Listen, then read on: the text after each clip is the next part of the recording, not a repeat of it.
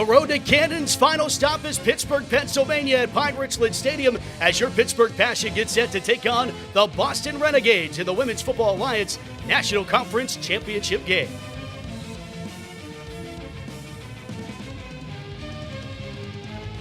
And what a ride to Cannon it has been. And here we are, one step away, the winner of this game to play the American Conference champion on July 27th. It is the Pittsburgh Passion taking down the Tampa Bay Inferno 2 weeks ago. Boston took care of the DC Divas, and they'll await the winners of the St. Louis Slam or the Minnesota Vixen on the other side. Welcome inside the broadcast booth, everybody. I am Matt Fargo, joined alongside the former Pitt Panther, Colin Jonoff, joining us for the broadcast. Susie Cole will join us in just a little bit, but here we are again, Pittsburgh-Boston. The first time these two teams played, we thought that it was going to be the game of the year, and we're getting it a second dose of it, a little bit of an encore here tonight between Pittsburgh and Boston. And for Passion fans, Colin, I think they love the same result. Absolutely, and it's always tougher to get that second win against the same team. But you got to hope that they were disciplined in film study, which I'm sure they were. It's been an awesome ride for them. It's time for them to finish it off today. The last time these two teams played, a very interesting matchup. Pittsburgh got off to a hot start. First play from scrimmage, 80 yards later, Devin Peace found herself in the end zone, and Pittsburgh was rolling. And they rolled, really shutting down the Boston offense. This was their best shot at getting points, and a nice hustle play by Denaja Harris chasing down the football there, end up blocking a field goal on that drive. It was a Pittsburgh defense that really set the tone this first time around. Those are the hustle plays, that tackle right there. They show up in the box score as a tackle, but it's so much more meaningful because of the hustle and because of what it ultimately led to. And then it came down to this play, Boston going for the end zone, and the win would have given the Renegades a come-from-behind win. Intercepted at the goal line. The flag ended up being on the Renegades, and Pittsburgh solidified an unblemished regular season the week after winning in Columbus, and now are the number one seed. And it's so important. These two teams have played 9 times. This will be the 9th meeting between these two teams, and it's the home team that comes out in front more often than not. Pittsburgh has a 2-1 advantage on games played here in Pittsburgh. Will be interesting to see how that plays out in this time around. But let's take a look at the white lines and who you think are going to be players to watch. We'll start with Boston. Awesome. So we have Ruth Mata. She was instrumental in their win last week. She's someone that they want to get the ball, whether it's catching the ball, whether it's running the ball. She's really someone who's versatile, can do a lot of things for this offense for them. And on the Pittsburgh Passion side, I have a feeling you might be going in a similar direction. It's a celebration of running backs today. We have Devin Peace. She was phenomenal last week. Dare I say she was McCaffrey-esque in the way that she plays the running back position. She's fast, she's strong. You can't bring her down. They're going to lean heavily on her today. And if she does what she did last week, I think the Passion are going to like the result. Yeah, and the fact that the Pittsburgh Passion have the services of Marcelina Chavez at quarterback, that's going to be another key part to this as well. Let's go down to the third member of our crew. Susie Cole has our A-Nation Coaches Corner interview. Thanks so much, Matt. I'm here with Coach Lisa Horton. And, Coach, last time you took on Boston, you beat them. That's the first time that the Passion have beat Boston since 2018. What did the Passion do really well in that game in order to come out with a dub?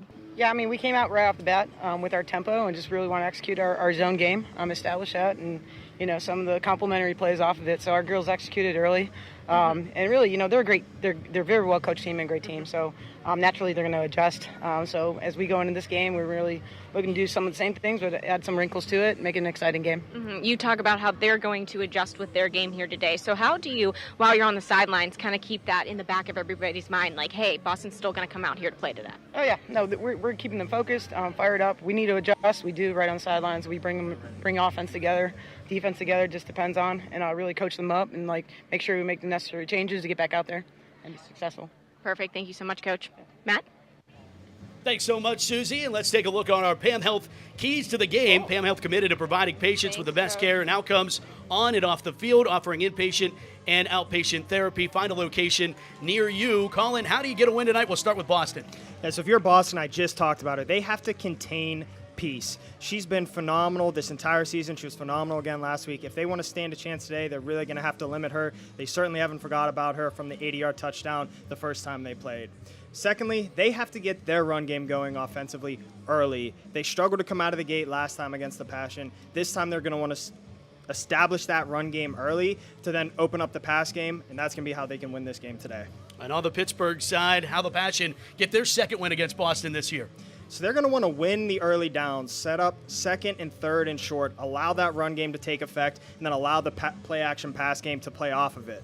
Next, they're going to want to bend, don't break on defense. We saw it against the Inferno. They gave up some yards, they gave up some running game, but at the end of the day, they didn't give up points, and that ended up being the difference in the game, which allowed them to win. So if they can continue that motto this week, not give up the touchdown, they can win the game. All right, there you go, our Pam Health keys to the game. Two cities that claim they are the city of champions. We'll put that to the test when we come back. Pittsburgh and Boston, the National Conference Championship game, live, coming up next.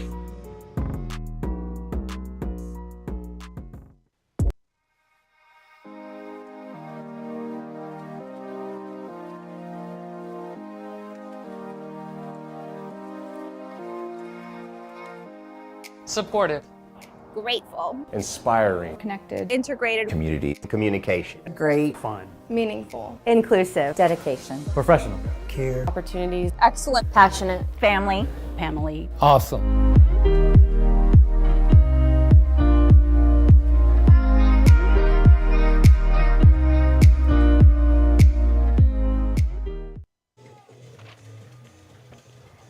Moments ago, it was the KPMG coin toss. KPMG, a division of the global KPMG network of firms that are driving business conversations on emerging business issues and opportunities.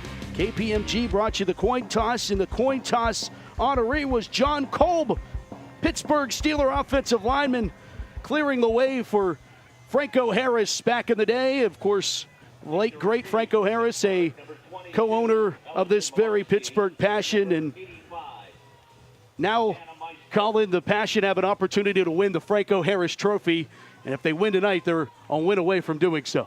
Yeah, absolutely. And you look, they took the ball, they want to score. Nothing speaks confidence like taking the ball at home, trying to go down and score on the first play of the game. Similar to they did the first meeting between these two teams. Be great to see that again. Margaret Barden has this teed up. The last time Boston lost a playoff game, 2017. Passion would love to make it 2024. Pittsburgh Passion trying to get to the national championship in Canton, and we're underway in the National Conference Championship game. A bouncing end over a kick scooped up at the 15-yard line. And Jana Meister on the return for Pittsburgh. Meister slices her way across the 25 to the 27-yard line. On the tackle, Stephanie Pascal makes the tackle, and let's take a look at the starting lineups.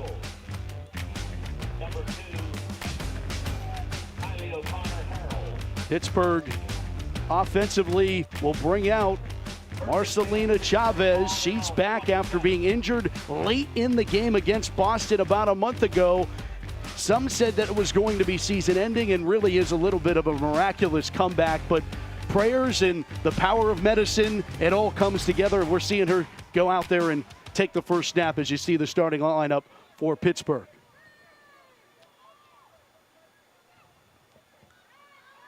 They will run the sweep. Trying to get the edge here is Malarski. And Malarski is pulled down just shy of the 30 at the 29-yard line. So not the traditional big play that they go with. Pittsburgh's been running like an opening trick play, Colin, it seems like, since their inception. But a little bit, but they didn't want to go too big there. Yeah, Boston was prepared for it. They stayed disciplined. I'll tell you what, though, that could have been a negative loss. Malarski did a great job picking up a few yards, making it a positive gain. Second down and 8 after the pickup of 2 from the 29-yard line. Chavez operates from the shotgun, sidecar left. And it will go into the belly off this right side. Devin Peace first carry, and Boston has it red. Linebacker D. Smith comes up to make the stop. And it's going to lose back to the original line of scrimmage. Going to bring up third down as we take a look at the Renegades starting defense. Got to keep an eye out on Danielle Forner. D. Smith just came up and made that tackle. And another D. Walsh, Deanna Walsh, key cog on the line, kit back in core. Third down 10 for Pittsburgh from the 27-yard line. Chavez rolls left, going to try to take off and run with it, and she breaks the tackle, lowers her shoulder, and she's going to get to the 34-yard line. Shot of the line to gain, but man, it looked good to see her take off for the first time. Yeah, it's a nice welcome back moment to the game after missing a couple weeks, coming in and getting those nerves out early and taking a hit soon. And Pittsburgh going to go for it on 4th down and 4 from the 34. And Boston doesn't like what they see, and they burn a timeout here early in this game. Marcelina Chavez, you talk about her return. I mean, she was a first-team all-conference selection when she went down. And, you know, she's from Punxsutawney. I don't think Punxsutawney Phil could have predicted that she was going to be playing in this game when she went down. Let's take a look at how Pittsburgh got to this championship conference game. Took down the Alabama Fire in the season opener, got revenge on them. Alabama actually took down the Passion in the playoffs a season ago. Wins over D.C. and New York. On the road at Tampa Bay, always a tough one to go to. Tampa then taking care of business here at home. That 26-21 win over Boston gave them that #1 spot before they put the finishing touches on a regular season undefeated record, 66-0 against Columbus. And then last 2 weeks ago, their win over the Inferno one more time. So second meeting between Boston and Pittsburgh. Mentioned the 4th time that Boston has come to Pittsburgh. Pittsburgh is 1-2, Boston is 1-1, and keeping it on 4th down to move the chains. Little option play to Devin Peace, and Peace has the game's first down. One of my favorite formations in football is coming out in the pistol. It allows you to be deceptive, hide your plays. And then Peace does the job here. She gets north-south, has to bounce it east-west to get the first down there. And that was by far not a foregone conclusion on picking that up. She had to pick her way to get that first down. Chavez going to throw here. Completes her pass to Malarski. Malarski evades one would-be tackler and then is pulled down by a second. Martinez on the tackle. That's got to give you some confidence with Chavez. Coming out here, big run. Coming out here, short, easy throw. She looks comfortable out there. She looks confident. That's got to give you a good feeling if you're a Passion fan and a Passion coaching staff. Especially 4th down and 4 in your own territory like that. Speaks to the confidence they have. 2nd down, 4 from the 44. Little miscommunication. Chavez running for her life. Throws it out. Intercepted at the 40-yard line. Overthrew her intended receiver, and it gets picked off. Darcy Leslie comes up with the interception. Unfortunately, that's just a play that starts off bad with the miscommunication and then gets worse. I think that's one Chavez would like to have back. She would rather throw that into the ground than throw the interception, but give credit to the defense. They were there. They made the play.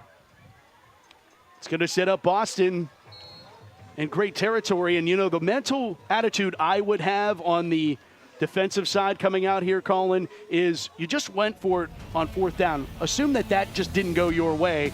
You would have been giving the ball to them in a similar situation. You weren't afraid of not giving the ball to that offense. Here as we take a look at the Renegades starting offense, Megan McFadden leads the way at quarterback and Ruth Mata in the backfield. I think one thing, too, that happened last week, they gave up a turnover early last week, came back, and they responded well. They're going to have to do that again here. They go jet sweep to Kai Dumont. She'll pick up 2 inside the 35 to the 33-yard line. And going back to the last time these two teams met, the most impressive thing to me was the Pittsburgh defense in the first half. Not allowing, you saw that big run that Boston had early in the game and ended up coming up empty after a blocked field goal. Here's the throw here, near side, 21-yard line received, and Pascal is down inside the 5. Stephanie Pascal sets up a 1st and goal territory here for Boston.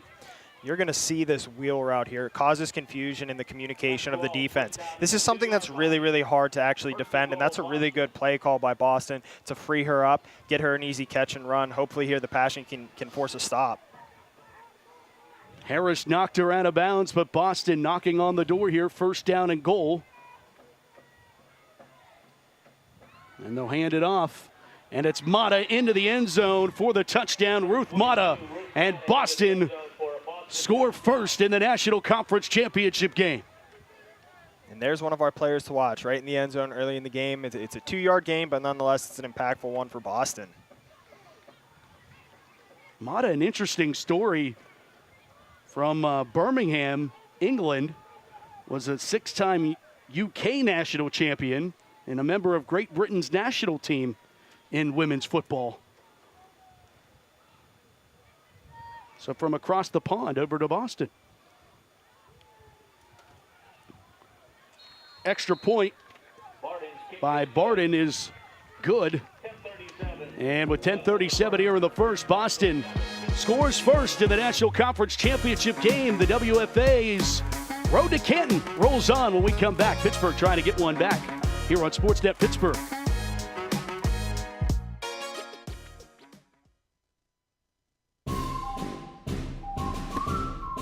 Hi, I'm F. Doc Harris, and I'm here to talk to you about women's professional football. I've played a lot of video games, and I've watched a lot of football on TV, so that makes me an expert. I can tell you right now, I know what real football looks like. Oh, hey, Doc. Thank you. Good luck this season.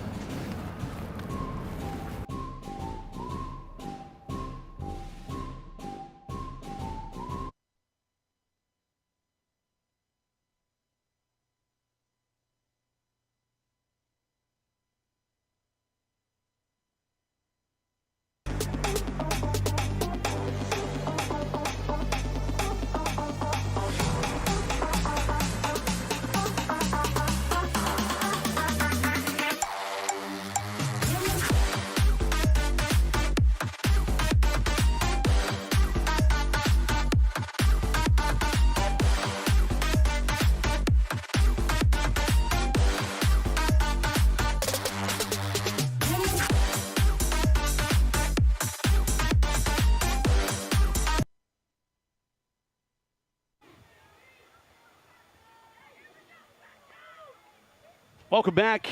Passion Trail Boston 7-0. This first quarter is brought to you by PAM Health, committed to providing patients with the best care and outcomes, offering both inpatient and outpatient therapy. Find a location near you. PAM Health bringing you the first quarter of our game tonight. Here's Jana Meister one more time on the return for Pittsburgh. Finds a hole, and it closed quickly, but good return for Jana Meister across the 40 to the 41-yard line. Pittsburgh sets up shop offensively. Looking to see a response here out of this Pittsburgh offense after the opening score there by the Renegades. And it starts right there with that kickoff return, putting them in better field position. Last time they went to the field, the long side on the return. This time they go to the short side, and they get a big gain to set them up. 35-yard drive for Boston in 3 plays for Mata's 10th touchdown of the season. First down at 10, Pittsburgh. Blimp coverage view there as they throw out the screen pass to Meister. Meister, stiff arm, but pulled down by the hair. Gritty play there by Martinez. That's a really good tackle and an open field tackle. I can't tell you the number of open field tackles I've missed in my career, so I appreciate that out there. You show that quad set, and you know you're going to have to be one-on-one in that scenario to make that tackle as big for that defense. It's a 1-yard pickup on the screen. Great crowd on hand here at Pine-Richland Stadium, checking out this National Conference Championship game. Early in the first quarter, Pittsburgh trailing Boston. And Devin Peace going to bounce it to the outside. Peace a first down and more. Peace into Boston territory. First down, Pittsburgh out at the 40. Again, her shiftiness, particularly when she gets out into the open field, you think she's going north-south, all of a sudden she's going east-west. You think she's going east-west, all of a sudden she's going north-south. She is really fun to watch. Once she gets to that next level, she is something special. 18 yards on the carry. Chavez will throw, slant route, too tall, hit off of the hands of Meister and incomplete. Tough spot for Meister to go up and try to climb the ladder and congestion, but it'll go second down and 10. Ball a little high there, over the middle. You're thinking as a receiver, I might get crushed by this safety. I do think if you asked her, that's one she would have said she should have caught, but I don't think anyone blames her for dropping that one. 9:12 to play, opening quarter. Pittsburgh undefeated on the season. Boston 2 losses.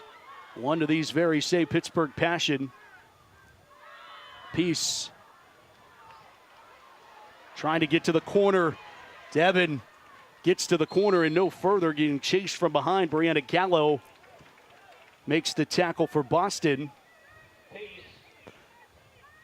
Not a lot there off the initial handoff. Boston does a good job of kind of plugging those holes or showing jerseys to where Peace has to react and bounce that. And she does a good job of getting a decent gain when there wasn't much there. The ball on the 34.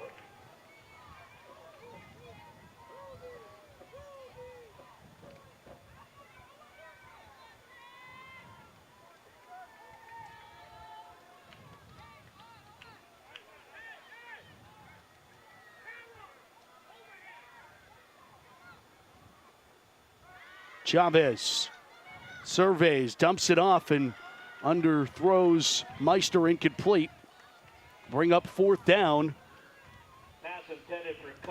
Boston runs a nice little stunt here on the defensive line to be able to get outside and to be able to get pressure on Chavez, make her feel uncomfortable, and make her get rid of that earlier than what she would have liked to. You know, when she's rolling out and has immediate pressure, not able to survey downfield. There's nothing you hate more as a quarterback than when as soon as you turn around and someone's right there in your face.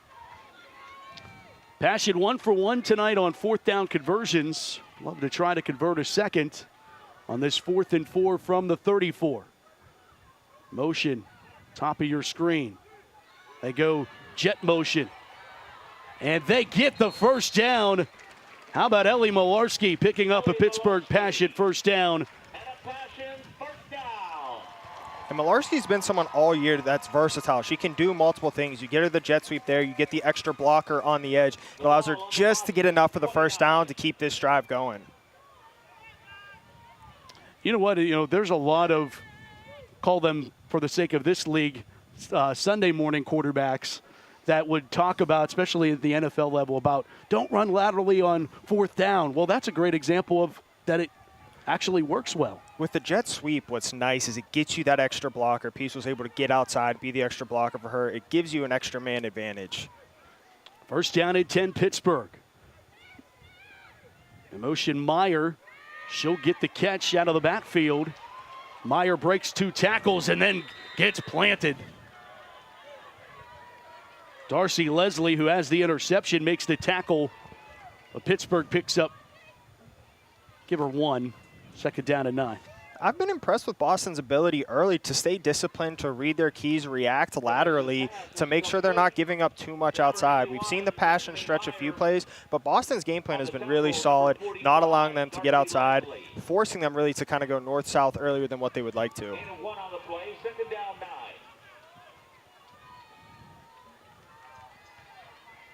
Clock under 7 minutes, opening quarter. Chavez with 4 wide receivers. Designed run play, and she gets tossed down after a pickup of 2. She just bounces right back up. I'll tell you what, anytime I see someone wrap her up, I hold my breath a little bit. But she's bouncing back up. She's tough. She's a warrior out there. It's funny you say warrior, refers to herself as the peaceful warrior. And you can definitely get that. We got the chance to talk to her before the Tampa playoff game, and just so cool and calm with her comments. Great crowd on hand. I mentioned Pittsburgh Passion fans enjoying hosting this championship. Here's Chavez throwing, intercepted, picked at the 15-yard line. Brianna Gallo finally pulled down, but the second interception by this Boston defense here in this first quarter. Definitely not the start that the Passion want here. It's a miscommunication between quarterback, receiver. The receiver kept going. Chavez thought she was going to stop there. Instead, she throws it right to the safety. That's a tough play. You got to get on the sidelines. Figure out, hey, where was the miscommunication? Don't harp on it. Learn where the miscommunication was and rally back on offense when you get the ball back. Now it's really important for the defense here to change the momentum in which it feels like it's in Boston's favor right now. Yeah, Boston sets up shop, first down and 10 from their own 44. Taylor Swift shake it off, plays over the PA system. Defense trying to do that. This pass is caught for a marginal gain on that far side. Hauling of the pass, Kai Dumont. On the tackle for Pittsburgh. Empty set here by Boston. They motion the running back out, hit quick game here. It's really tough to defend when you're a defense. Empty quick game. Gain of 5, 2nd and 5. Quarterback for Boston, Meg McFadden, playing in just her second playoff game. Of course, Allison Cahill retires in the first year of a new quarterback. Mata gets the carry this time, and Mata has open room, bounces off a tackler, and Harris finally pulls her down, picks up a Renegade first down to the 38-yard line. And you just get an absolute wave on the right side of this line. You get the pulling guard, and they just clear the way for Mata to hit the hole and run. That was a pretty easy hole to see and a pretty easy hole to hit. Good job for her.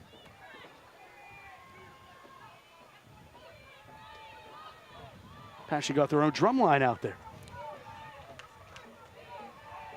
First down and 10 for the 38. Dumont in motion. They hand it off. Pittsburgh reads this one as this time they give it off to Catherine Fulkowski, and Fulkowski's pulled down at the 35. On the tackle, number 80. That's a good job holding them to minimal gain here. You'd like to see them force them into a 3rd and long where they're a little bit more predictable in their offense. Down 7.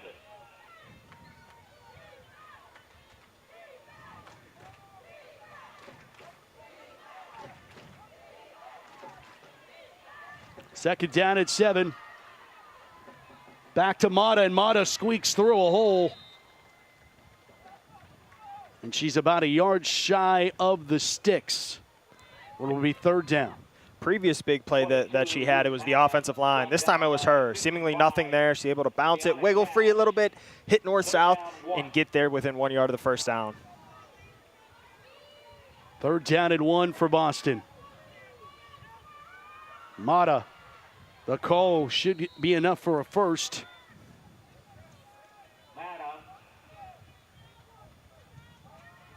Moves the sticks for Boston. Brought down by Garaya.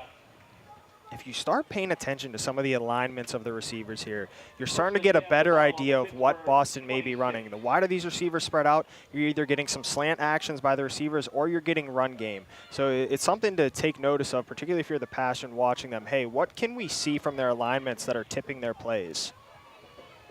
Also in a league where you don't typically play a team twice, that coaching an X's and O's game becomes all the more important.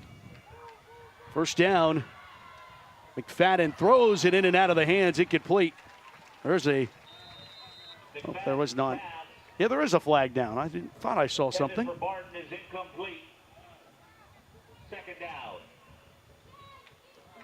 Was there a flag? Did they pick it up? No, there is one there. It is.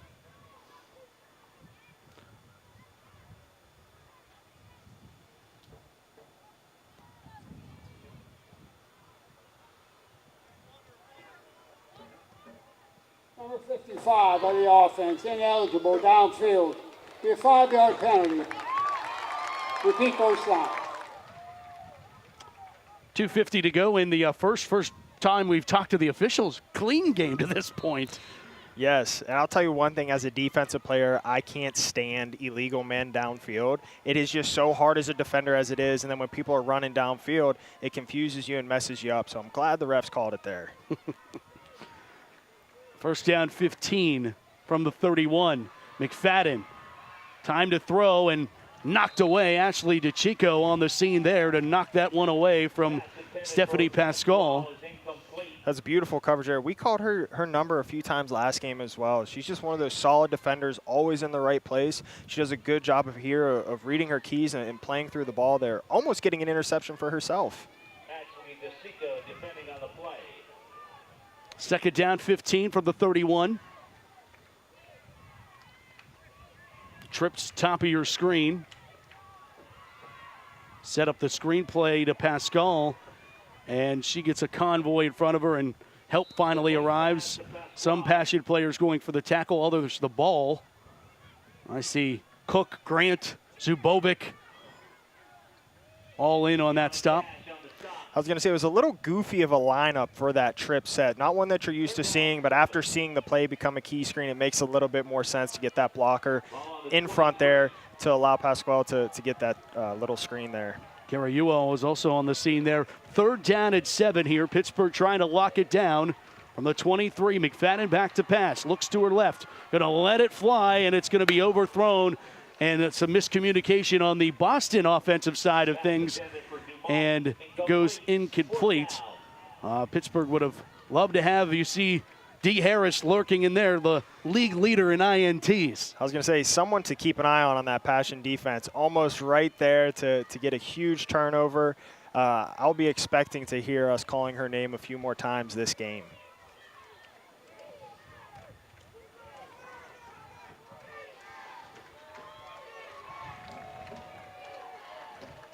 Boston came into tonight with 127 first downs.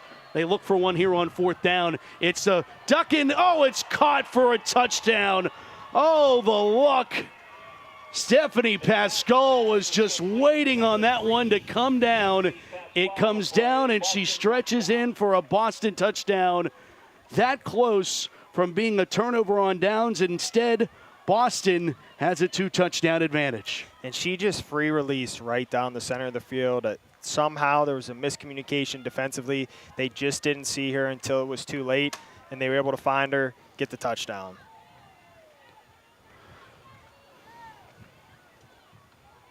Barden to attempt the point after touchdown.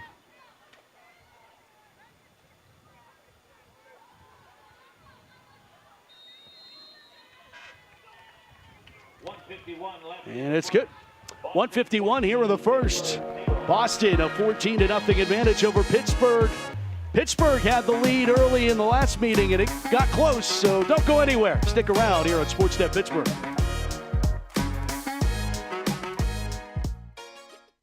If you accept credit payments with anyone other than eServices Payment Technology, you are paying too much. At eServices Technology, we redefine convenience and security with our cutting-edge merchant payment processing. Whether you're a small business or large corporation, switch to a more accurate and efficient payment processing tool. Trust eServices for secure transactions that redefine the future of payments and can beat your current rates. Visit us at eservicestech.com, conveniently located near Baldwin High School.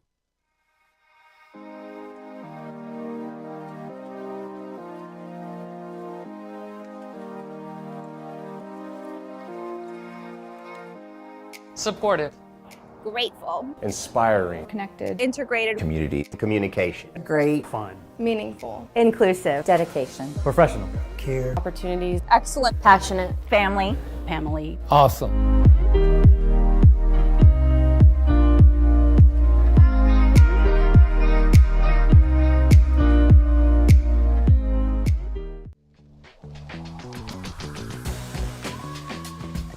WFA National Conference Championship game, Boston 14, Pittsburgh nothing. Colin Johnov and Susie Cool. I'm Matt Fargo, our JRM production crew, bringing you tonight. There's our mugs. Oh, man, they couldn't have got me smiling. Yeah, you look like I took some of your Chick-fil-A earlier or something.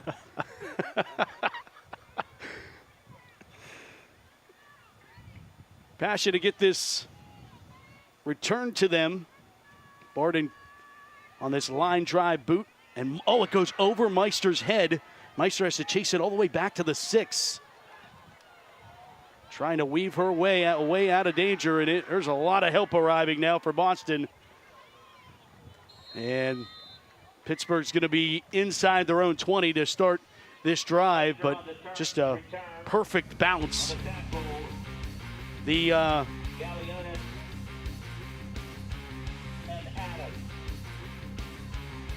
right, we're going to talk about Boston's road. I'll tell you about it anyway. Boston lost 2 games of the regular season, lost to the St. Louis Slam, who were playing in the American Conference Championship, so no slouch on them. They lost that game 36-27 in St. Louis, lost in Pittsburgh 26-21.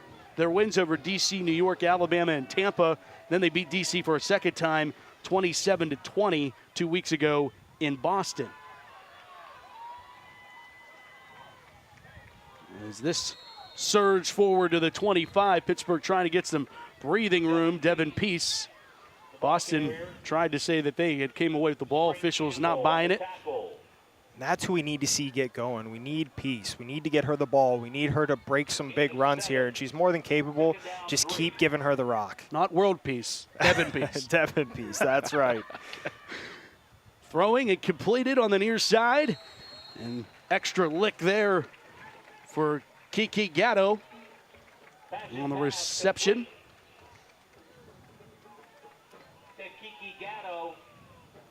Moves the sticks for Pittsburgh. Now just keep moving down the field. Keep picking up first downs. Don't try and get everything back in one play.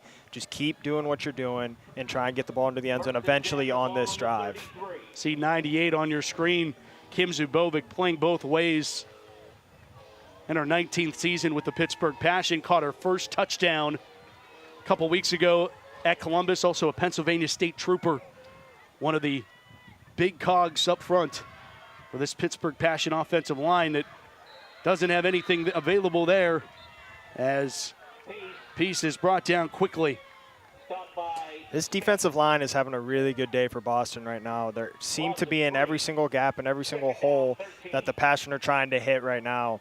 But they've come to play, and it's going to be tough for the Passion, but they got to now stick their feet in the dirt and get going. We knew this would be a heavyweight fight, and we are only 1 round in. Boston has drawn the first blood. They lead at 14-0. We come back with round number 2. It's the National Conference Championship game here on Sportsnet Pittsburgh and Message. Stick around.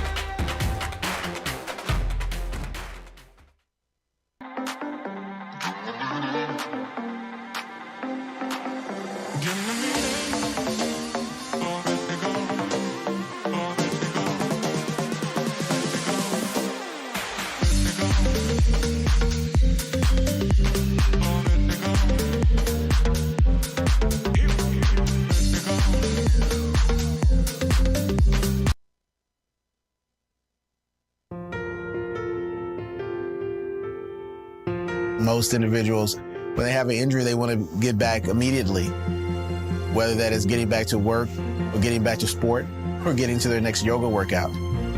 We really want to give them pain-free function and mobility as best we can for the extent of their lives, so they can be active, so they can enjoy being with their loved ones.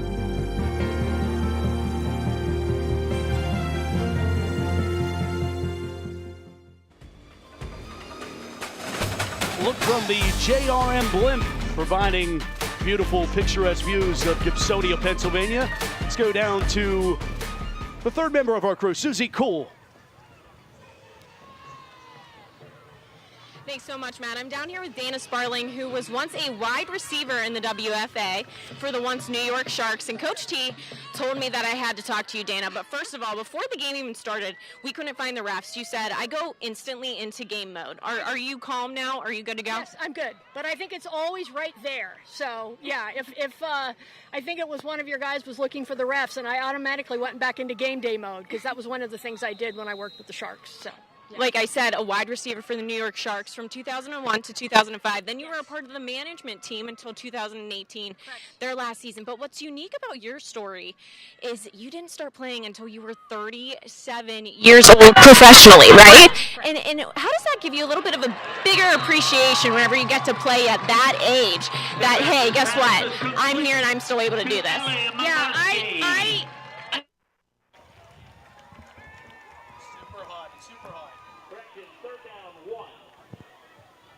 All right, some technical difficulties there with Susie.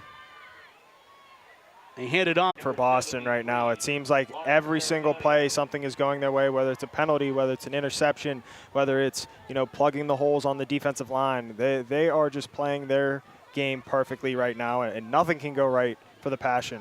But the good news is it's still only a 2-score game, and there's a lot of time left. So if you're the Passion and you know you haven't been playing well at all, it should give you some confidence that you can still come back if things just start marginally going your way.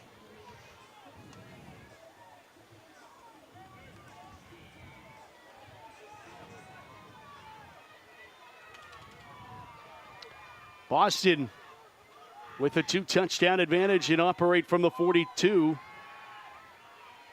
McFadden steps up, gonna run with it. McFadden brought down after a 4-yard pickup, and it becomes McFadden's job to not push and maybe force something to expand a lead that ends up putting Pittsburgh right back in a situation that they're right back in it. And she did a good job there. There really wasn't anywhere to go with the football. Instead of her trying to force something, make a big play, she tucked the ball, got forward yardage. Screen pass set up near side to Dumont. Dumont trying to fight her way. Devin Peace wrestles her down. Devin Peace smart there to go for the ball, start trying to force turnover, start trying to create things to start going your way. First and 10, Renegades ball on the Pittsburgh 27. First down at 10 from the 27. Mata, nothing doing. 22, Ruth Mata. On the tackle, number 80, Garaya. Christina Garaya on the tackle. That was beautiful and much needed for that Passion defense. No gain, that hole opens, she fills it, she makes that play for no gain.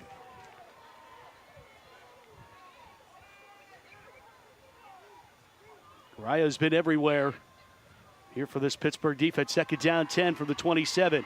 McFadden throws it, it is caught at the 10. In traffic, Adrian Smith. John a little bit after the play too, but that's just one of those plays, you know. And again, everything's going in Boston's favor right now, but players make plays. If you're a defensive player there, hey, they got the best of you that play. It's rally back, refocus. Let's go make a play the next time the ball's in the air. Yeah, I thought D. Harris was lurking there. Devin Peace was in the vicinity. Thought Pittsburgh had a shot, and they did. The two people you want right there. Sometimes it just doesn't go your way. No, great play by Smith. First and goal, Boston. It's Mata off the left side and inside the 5 to the 4. Mata to about the 4-yard line. This is where you need one of your playmakers to step up and make a play. This is where you need one of your leaders, you need one of your playmakers to say enough is enough, go make the play. Bend here, don't break. Yeah, and I almost find it ironic that this game has almost been a carbon copy of the reverse, the opposite of what happened the last time these two teams played. Pittsburgh went up 3 scores on the Renegades. Jet sweep, Dumont. Dumont stretches, touchdown. Boston adds another. That was honestly a really good flow by the defense there. They just missed the tackle. They had the opportunity to get either a tackle for loss or tackle for no gain, but good on them. They break the tackle. They're able to stretch across into the end zone. The Passion were right there, though. That's where you just need to wrap up and make the play. Extra point to put Boston in front by 3 touchdowns.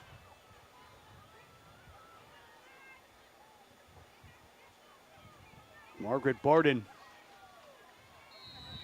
finds its way through the polls. Boston 21, Pittsburgh nothing. We'll come back with more WFA National Conference Championship action on Sportsnet Pittsburgh, Nesson, and For the Fan.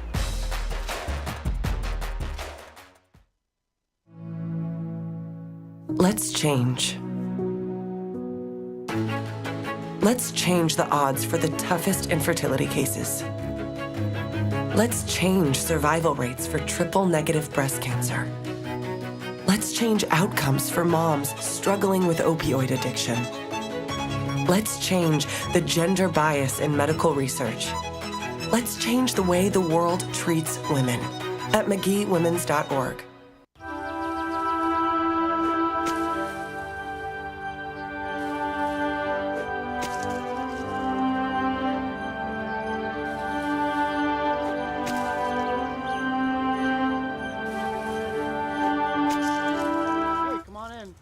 Time for dinner.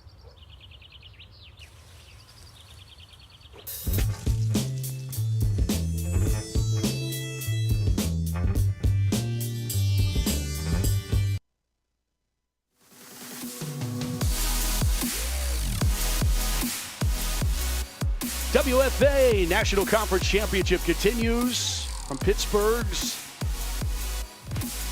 North Hills, Gibsonia, Pennsylvania. Passion fans believe they have the passion. Been a fun season, unblemished to this point.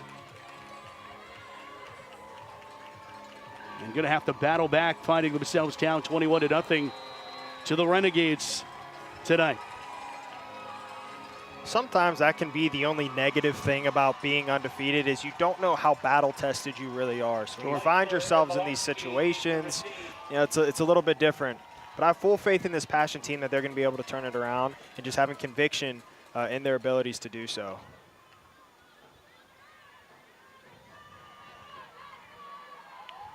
Barden tees it up. Remember, they squibbed that perfectly. This one ricochets off one of the up men, and then Meister picks it up. Gets to the outside. Meister, good return here to the 45. And Pittsburgh wanted another 15 there on a horse collar, but will not get one. Second quarter action is brought to you by Aid Nation. Hydration, everybody, every day. And of all days, better be today because it is a hot one.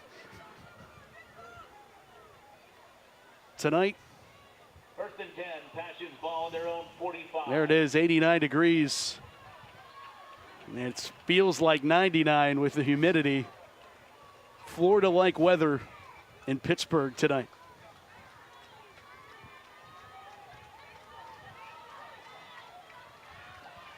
Emma Gurley has checked in at quarterback for Pittsburgh.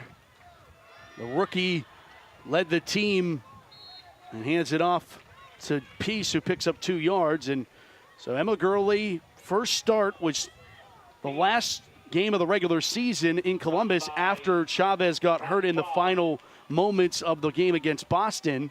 And Gurley played well, 2-0, led the team to 2 wins, led the team to a win against Tampa Bay in the postseason. But Gurley in at quarterback. We'll see if that's injury related or what, as Peace gets the call. Not much doing, and she's going to be dumped backwards, way back at the 40-yard line. It's going to be 3rd down and 15 for Pittsburgh. Again, you have to just give credit to Boston's defense there. They blow that up and they set that edge like unlike we've seen really the last 2 games. That's one of the best job boxing in a play that I've seen these last 2. That was Danielle Forner. 3rd down, 15. Mentioned her earlier tonight. One of the leaders on this defensive front for Boston. Now it's 3rd down at 15.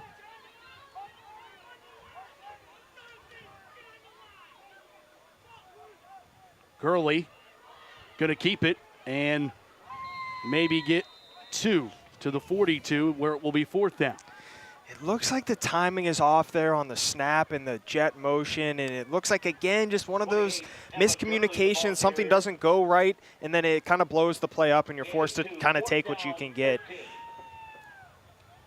They're just really going to have to iron out some of these details as they move throughout this game. There is still a whole lot of time left. They cannot panic. They have time.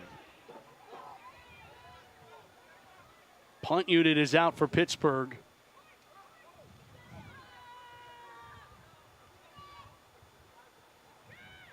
Cody Johnson puts a boot into this one. It's going to bounce once more, and just couldn't get the backwards bounce. It rolls into the end zone, but a boot nonetheless, as Boston will get it at the 58 after the 58-yard punt.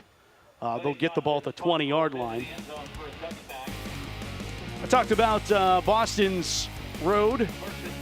You can now see it for yourself. St. Louis and Pittsburgh, the two losses, 26-21, but it was 23-0 Pittsburgh before Boston got on the board. And then wins over D.C. Twice back-to-back wins over the ladies from our nation's capital. Boston has gone 3 for 3 for touchdowns. This will be by far be the longest drive, and they throw it up, a jump ball that's tipped and incomplete. And man, Pittsburgh could really use a defensive turnover there, but this one falls harmlessly. Margaret Barton, the intended receiver. Again, you get an empty set there by Boston. Forces the Passion to walk down and essentially show their hand, man across the board. They took a shot there. You just wish the Passion could have gotten the ball, could have really changed the tide of this game there. Some of the Passion offense talking over things for the next time they're out there. 7:26 second quarter. Boston leads at 21-0. Mata gets the call, and Pittsburgh has this one beautifully. Caitlin Polnick.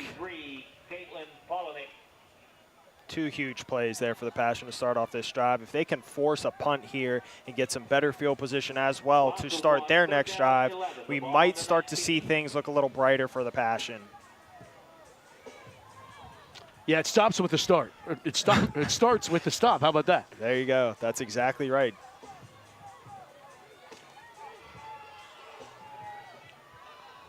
Third down and 11. McFadden has time, throws over the middle, got a receiver. It's Pascal for the first down. This is a concept that we call Rattler. It's very challenging for cover 3, cover 4 defenses where you have a post-like motion and then you have what we call a corner or flag route. It just makes it very difficult to communicate for the secondary passing off routes, and I think that's what you saw with Harris there. She got put in a bind and had to react a little bit late to that, and that's how Pascal got wide open. It was 18 yards on the pass and catch, and a timeout taken, or an injury timeout. That's with Mata down. That's a considerable injury to keep an eye on, but here's the road to Canton. If you're just joining us, Pittsburgh and Boston in this National Conference Championship game. Pittsburgh beat Tampa. We just mentioned Boston took care of D.C., and then on the other side, St. Louis trying to get to a national championship for a second straight year. They lost to Boston in the championship. In Minnesota, they were the bridesmaids of the American Conference Championship a season ago. So that's a rematch of last year's ACC, and that one will be not for the second time they're meeting. They're meeting for the third time this year. St. Louis has won both meetings. Yeah, you think it's hard to win twice. Try beating a team 3 times in a row. So St. Louis, Minnesota, Pittsburgh, Boston, the final 4 in the WFA. Mentioned last time Boston lost a playoff game, 2017 in the championship game. They lost to Dallas here in Pittsburgh, I might add there. As the carry goes across the 40 to the 42. And they're playing with that type of confidence. Like, they know they've been here, done that. They haven't lost in the playoffs in a long time. And you can see the energy in that team, in that sideline. They have the confidence. I would say they're winning that confidence battle right now. Yeah, and this was the tough part of the Renegades losing 2 games, now having to do it on the road, not getting the home field advantage. This time they go to Fulkowski, and Pittsburgh reads it. It's Cook. Cook gets something up in the backfield. Beautiful job plugging the run game. As a primary run defender, to be able to do your job to excellence like that is exactly, again, what the Passion need. Again, third down. Let's get off the field here. Third down 5 from the 42.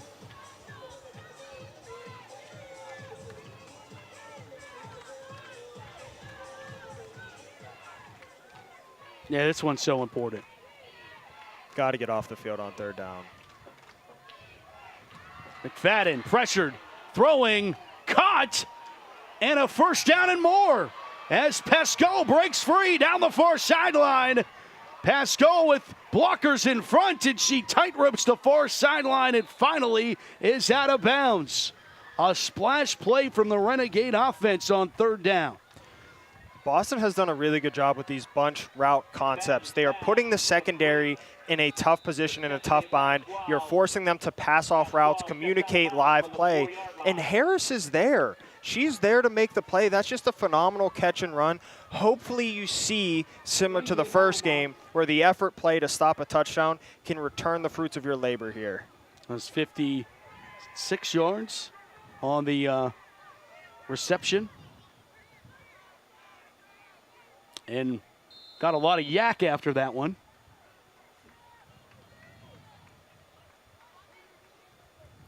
First down and goal, Boston at the 4. Going out of the Wildcat formation here. And into the end zone for the Boston touchdown is Spring Gamble. Renegades expand their lead. Normally I'm not a big fan of Wildcat formations, but that time it works for them. They're able to get a couple yards, sneak behind the line there, find their way into the end zone.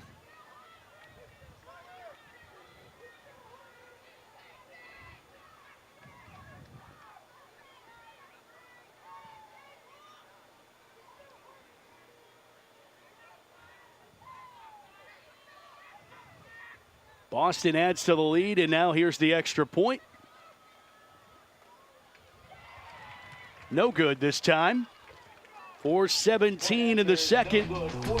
Boston leading at 27-0 over Pittsburgh. And we are back on Sportsnet Pittsburgh in Nesson.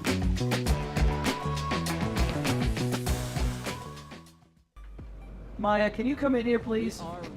Hey, Dad, what's up? Is that your brother on the TV? Yeah, that's my brother. It looks like it's tonight's game. But how can that be your brother? I have never missed a single game. We couldn't go tonight. Remember, you broke your foot. Right. Well, I don't know who's putting on this production, but without them, I'd be missing this.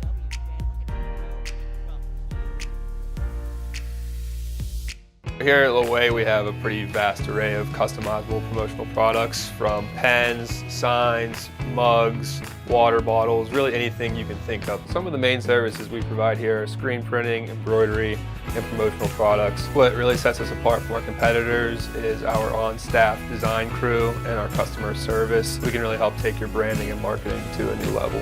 The main thing you can expect from us here at Loewe is quick turnaround times and a really high-quality product.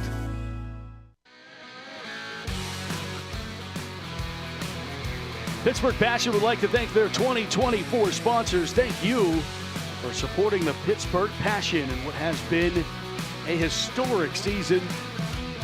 And it would not be possible without all the support. And bringing you broadcasts like this one. I think JRM Productions best in the business in terms of producing WFA action. So we appreciate you for all tuning in across the league. I know as the bracket thins out, more people like to tune in and see. Beautiful shot there of North Hills of Pittsburgh, Pine-Richland High School, the site of this National Conference Championship. And this one's bobbled and into the end zone for a touchback, thankfully, because Pittsburgh was going to be faced with short field position again, or long field position, but depending on how you look at it. That drive for Boston, 80 yards, 7 plays, 3:15 off the second quarter clock. So they've done it in short order and have even done it in going the distance there. It's just one of those games where I think if you could tell them or ask them if this has been their perfect game, I'd say it's been just about as perfect as humanly possible. Yeah. Gurley remains in at quarterback. And they go to the ground game. Peace for a yard. it's getting to the point where you might need to start taking the reins off a little bit. Let Gurley go. She's a gamer. She showed that she can play. She can handle the pressure. Let's see what she can do a little bit. Let's see if she can spin the rock downfield. I think it's getting to that point where you need to spark the offense a little bit, and let's see if Gurley can do it. Yeah, you could tell, I think, from a game plan standpoint, great shot there of offensive line up here. Sidecar was Devin Peace to the left of Gurley. And there is Gurley keeping. And Gurley shrugging off a defender and is right around the first down sticks. It is a Pittsburgh passion first down. That's beautiful, and that's exactly what you need from her. Right as we call it, that's what you need. You need her to get out and make some plays, and I think we're going to continue to see that from this passion offense, is put the ball in her hands, let her make some plays. Pittsburgh love to punch one in here. Get this down to 3 scores again. 3 minutes to go in the half. Peace off the right side, nowhere to go. Dragged down in the backfield. And you can feel her frustration, too. There's only so much that Peace can do. The offensive line has to start giving her some holes. They have to start getting to their blocks on these outside zone sweep stretch plays where Peace can really start to use her speed. She just hasn't had that opportunity yet. So they got to find a way to break her loose. Whether maybe that's in the screen game or the passing game, but they have to start getting open field plays. Dee Smith on that tackle for Boston. See her there.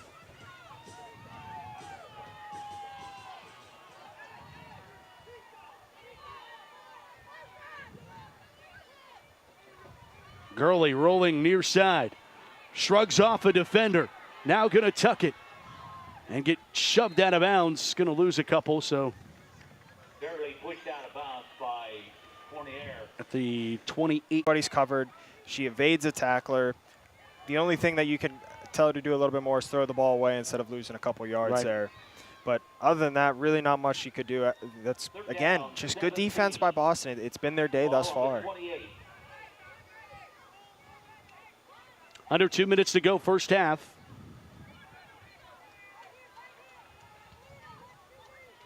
Third down, 17. Play action. Gurley going to send it. She gets her receiver. And on the reception for Pittsburgh, Bethany Meyer. And a timeout, Boston, with a minute 29. And as Boston burns a timeout, we'll step aside as well. 27-0. Renegades lead Pittsburgh here in the WFA National Conference Championship.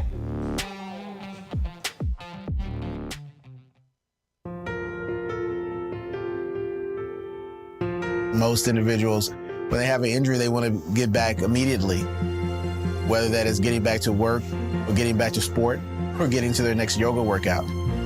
We really want to give them pain-free function and mobility as best we can for the extent of their lives, so they can be active, so they can enjoy being with their loved ones.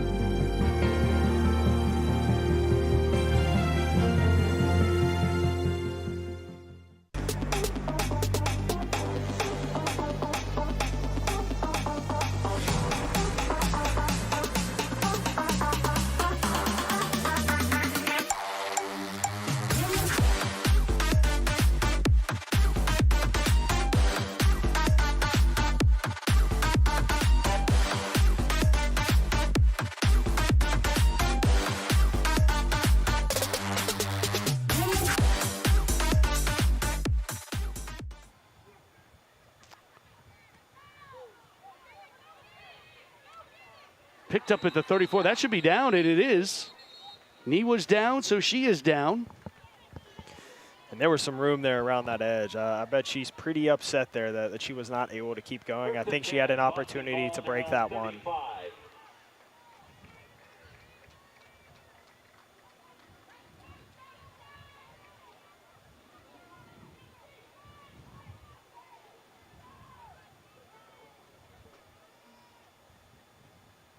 Another timeout.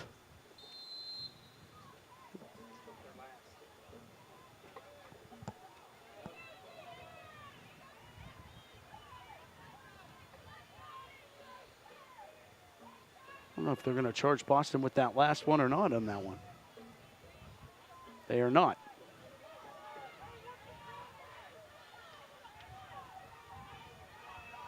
Play clock down to 1, and thought you might be able to get a delay a game, but instead it's a big-time pass and catch. And Boston is keeping their foot on the gas pedal there. They get one-on-one coverage up to the top, and it's just, hey, who's the better player right now? They make the play. Adrian Smith makes the reception. Have to also be impressed, 18 yards on the pass and catch. McFadden has looked totally different from her first time here in Pittsburgh earlier this summer. This one is intercepted. It's Harris. Harris picks it off. She shrugs off one, tight ropes the far sideline, breaks another tackle. Harris is loose again to the 20. Harris to the 10. Harris is down to the 7. And what a play. You could see the play unfolding. You see her jump the route. You see her make the play, and you see the run after the catch. What a play. They desperately needed a play, and big-time players make big-time plays, and it came at a really important, pivotal moment in the game. What a play, running that throw down. The quarterback puts a little too much air under it, and Harris is able to track it down and make the play, nearly scoring. Passion need to punch this into the end zone. Give them a little bit of an exclamation point going into halftime. Harris, a 58-yard return. And Harris has the Passion 7 yards away from their first score of the game. That was Harris's 8th interception of the season. That leads the league. Gurley keeps. Gurley breaks one tackle and then gets stacked up.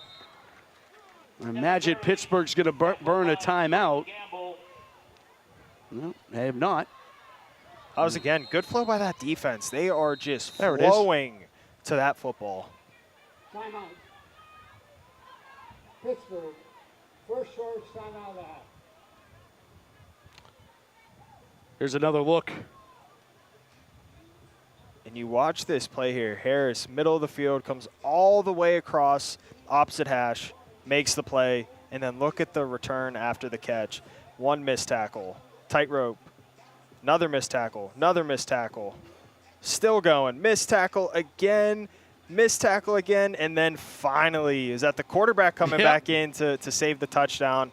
Hopefully she didn't save the game for them right there. Hopefully the Passion are able to punch it in here and keep the game alive and well.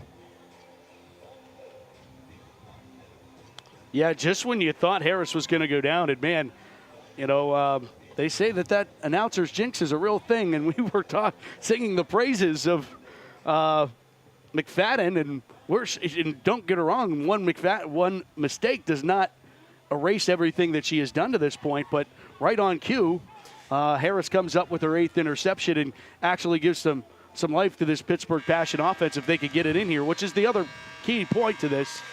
And I think McFadden should be a little upset with her coaching staff there. I like being aggressive. I like trying to keep your foot on the gas pedal, but you just give the Passion life there if you're Boston. And if you're the coaching staff, I think when you go into halftime, if you don't get a stop here, that's going to be a decision you may regret a little bit. Something happened to the scoreboard here. 37 seconds. The scoreboard clock reads push right now. It just went crazy. Now it is off. Scoreboard malfunction.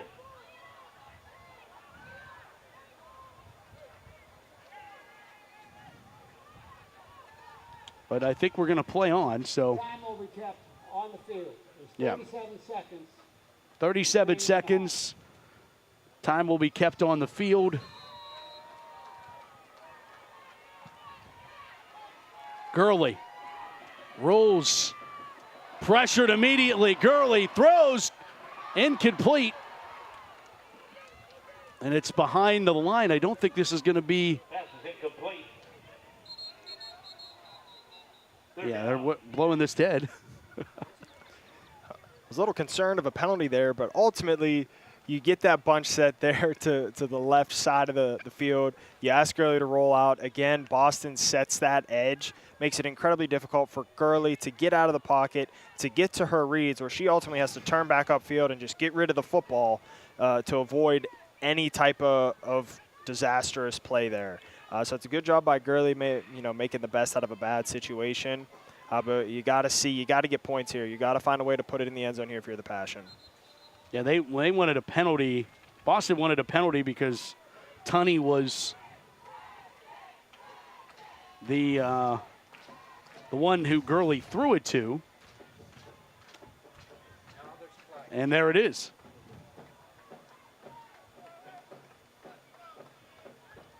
Talk about a late flag coming in.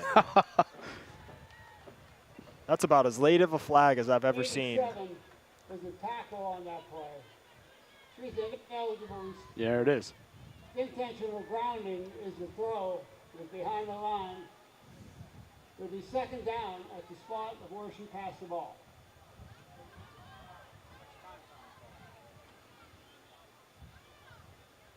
We don't know how much time's left now. We'll take a timeout to avoid the 10-second run out. So Pittsburgh takes their second timeout to avoid any runoff. And how about Boston's defense? You know, you give up your offense gives up a turnover, their first of the game, and then you got to get back out there and make a stop here. And they're not making this easy because it was first and goal from the 7. Now it's going to be second and goal from the 20. And then now there's 28 seconds left. This is like the inverse of what it was the first time they played. Yes. The big play, you tackle them right before they score, and they end up not scoring, you block the field goal.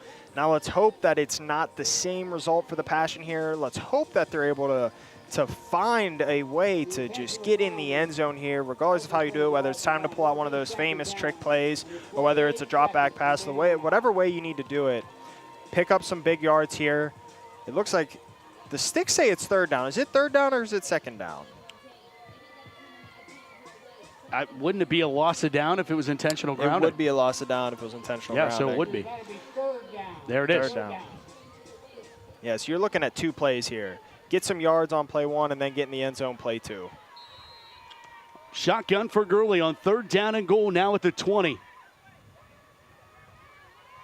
Pressured immediately.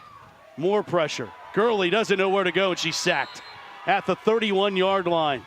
Boston has brought the house. And you see Gurley there take ownership, and she can sense it. She knows that she bailed out too soon. Instead of trying to work to get up the field, climb the pocket, she bails out and takes a bigger loss for a sack. Really puts the Passion in a tough position here where they were looking to get 7. Now it's looking like they're not going to end up with any points here. Danielle Foreigner, another big play. And they're not going to get anything because that's going to run the clock out to expire the first half. So a big final win for the Renegades, not allowing Pittsburgh to score there after the big interception by Denasha Harris. Pittsburgh trails 27-0 at the break, and they need a big-time comeback going into this second half to avoid Boston reaching the national championship. And let's go down to Susie Cole. I'll just ask you one question. Yeah, that's great. Coach T, before the game, Coach Horton said that Boston is going to be making some adjustments going into this matchup. What adjustments did they make, and what adjustments will the Passion need to make come out the second half? Well, they're a great program. They're bringing a lot. I know that our girls are fighting real hard, and we're making our adjustments, too, with the personnel that we've got right now. We're fighting back from a lot of stuff right now, and I'm real proud of the girls for the way they are handling it and fighting back. Most people don't know the internal battles that you have in football. You game one, you lose one. You game one, you lose one. It's just a lot of that right now, and we just got to get out here, and we got to come back out and attack. Thanks so much, Coach T. Matt? Thanks, Susie. And T brings up a good point that we'll talk more about when we bring it to the halftime show. 27-0, the Boston Renegades lead the Pittsburgh Passion in the National Conference Championship game of the WFA. We come back with halftime coverage in Pittsburgh after this on Sportsnet Pittsburgh and Nesson.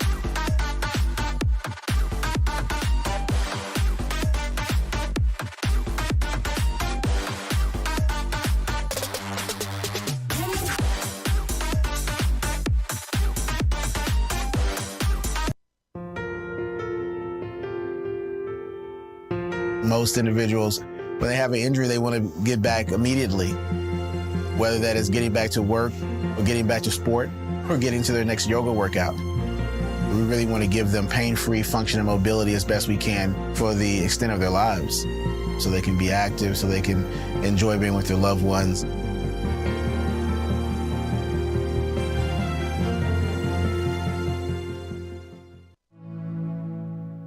Let's change. Let's change the odds for the toughest infertility cases. Let's change survival rates for triple-negative breast cancer.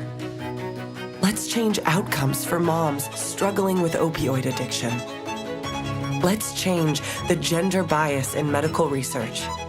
Let's change the way the world treats women at McGeeWomens.org.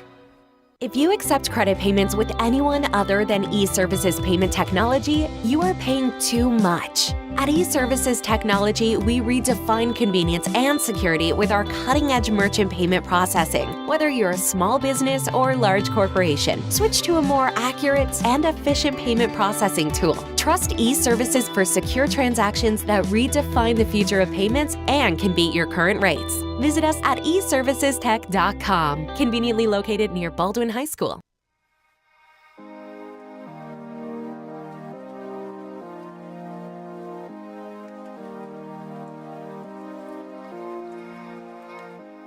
Supportive. Grateful. Inspiring. Connected. Integrated. Community. Communication. Great. Fun. Meaningful. Inclusive. Dedication. Professional. Care. Opportunities. Excellent. Passionate. Family. Family. Awesome.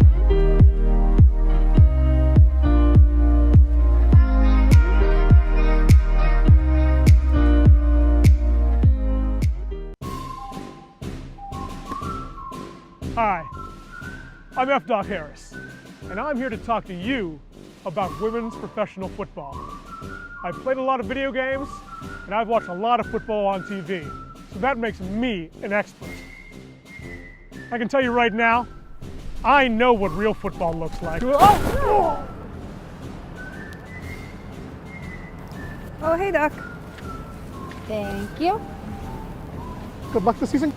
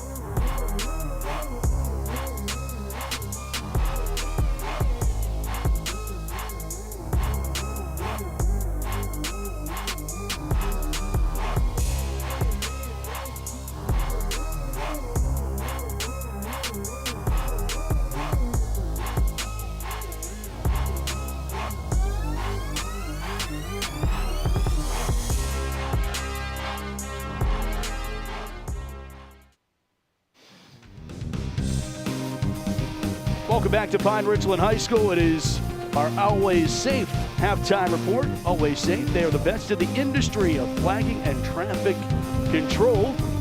And earlier today, Susie Cool caught up with our Captain's Corner, brought to you by Voodoo Brewing Company.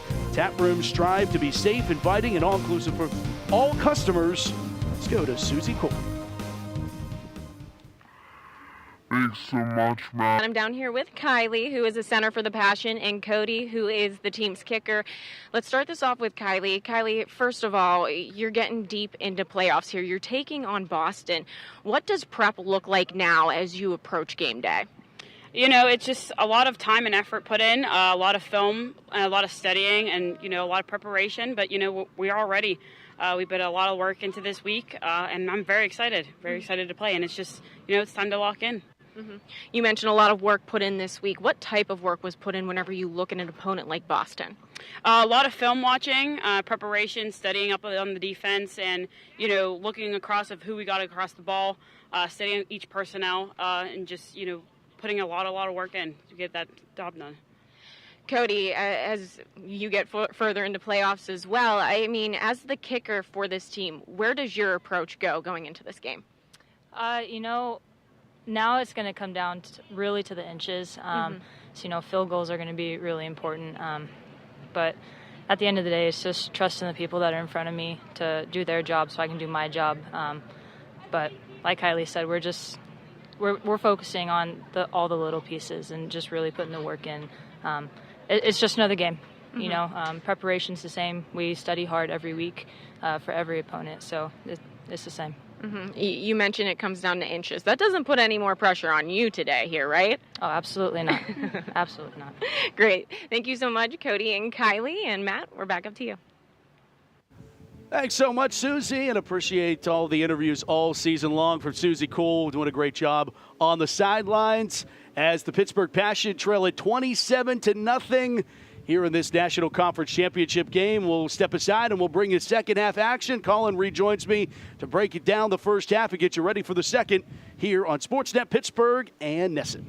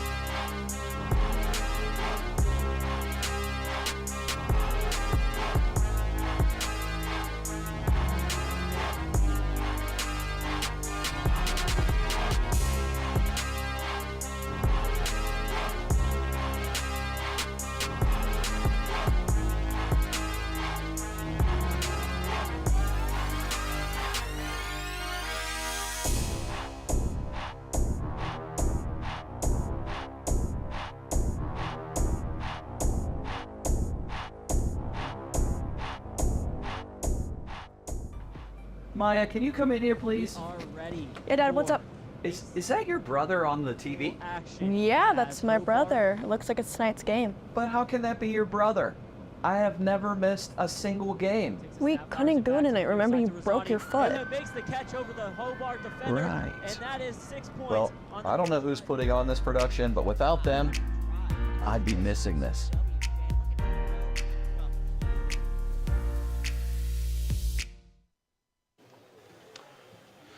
Welcome back to Pine-Richland High School, the National Conference Championship of the WFA with Colin Johnov, Matt Fargo with you, and Susie Cool down on the sidelines. 27-0, Boston leads Pittsburgh, and to add to the insult, got to give Boston the ball back to start this second half as they roll down to the 20, cross the 30, just shy of the 35. On the return, tripped up by number 12. Goes to Bond on the return for Boston. First and 10, Boston ball. It looked like the returner had stepped out a little bit earlier. The ref must have missed it, gave him the extra couple yards. I don't know if we have another look at this. Can maybe see it.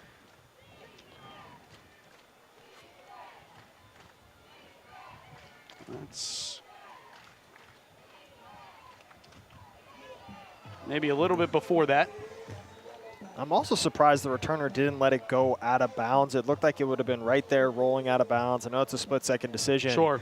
But I think the returner would like to have that one back a bit. From the 33, Boston last drive was their worst and ended in a turnover. They throw over the middle here, and they start off where they left off, completing the pass to Stephanie Pascal. And picks up 13 at a first down for Boston. A little tight end pop pass there. Really hard to cover, really hard to react. You have to be locked in on your keys to be ready for a play like that. First and 10, the ball on the 46. Far side completed.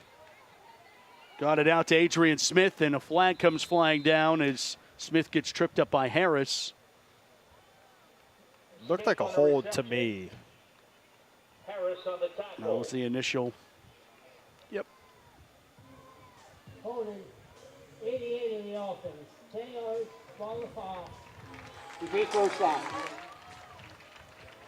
If you look at what Boston has come out, though, in the second half early with these play calls, is they're trying to exploit holes in the Passion defense. If you look, anytime there's a bunch or anytime there's a split set with these receivers, the Passion second player, safety, is 7 to 10 yards off the ball, really hard to come up and rally. And Boston's just doing a good job of finding those quick, easy throws and letting their playmakers go. First and 15, actually 16 officially on the holding call. Back at the 40.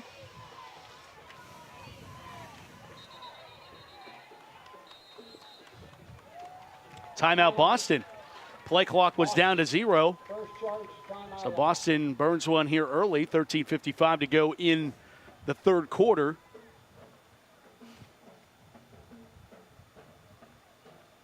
It was a late surge by Boston back on June 8th when Boston came to Pittsburgh. They found themselves trailing 23-0 and made it 26-21, had the ball with seconds to go in the ball game, and then ended up throwing an interception on a 4th and goal play that gave Pittsburgh the 26-21 advantage and win. But now, shoe on the other foot, 27-0, Boston leads it. And you took the words out of my mouth. Shoe is on the other foot now. Let's see, can the Passion replicate what Boston did and maybe go a little bit further and come back for the victory?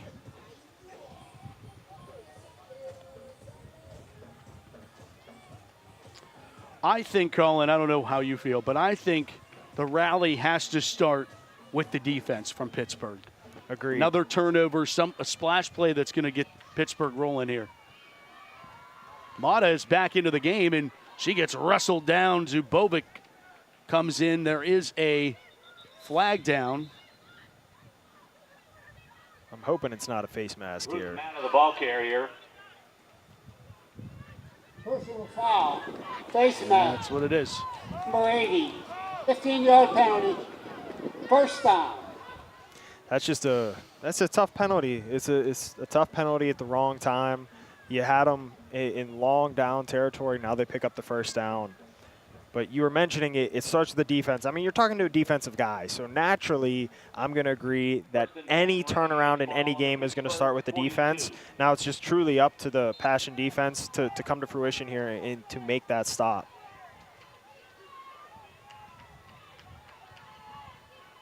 Tight set here for Boston. They hand it off that right side. They gave it back off to Fikowski. Interesting formation there, and they've done that the last couple plays. It's almost reminiscent of the Army triple option, which I'm unfortunately familiar with, and it's just not a fun offense to play against, particularly if you're a secondary player. Mata gets the carry and pulled down by Cook and Tiana Cash. But that's another Boston first down.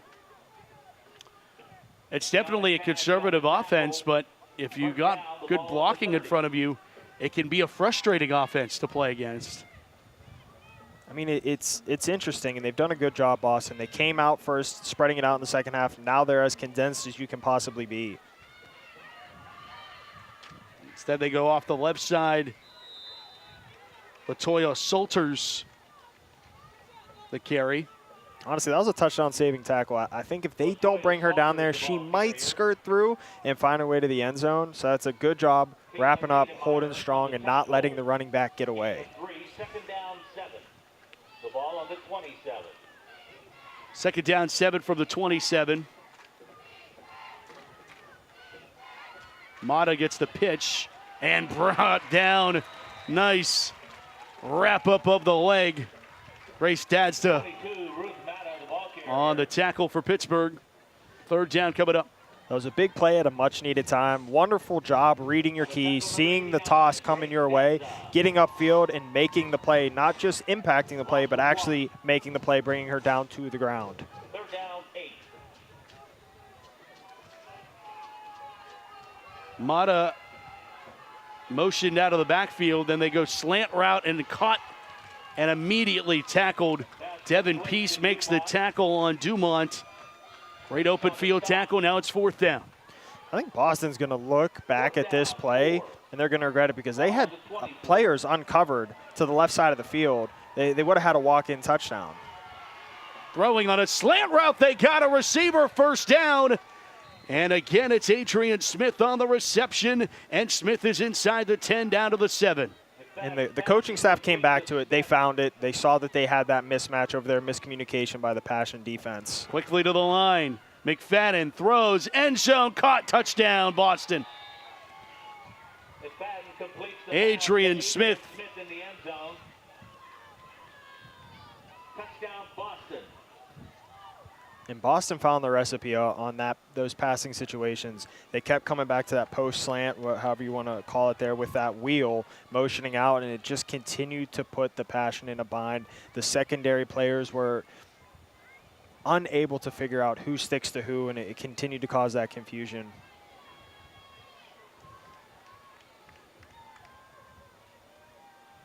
Barden for the extra point. 3 for 4 coming into that one and makes it 4 for 5.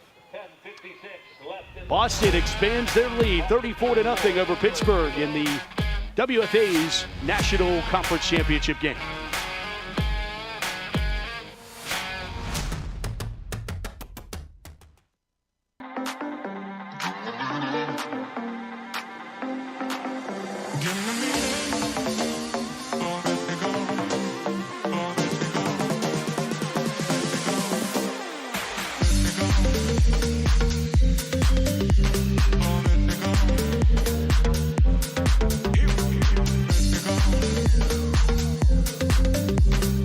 Here at way, we have a pretty vast array of customizable promotional products, from pens, signs, mugs, water bottles, really anything you can think of. Some of the main services we provide here are screen printing, embroidery, and promotional products. What really sets us apart from our competitors is our on-staff design crew and our customer service. We can really help take your branding and marketing to a new level.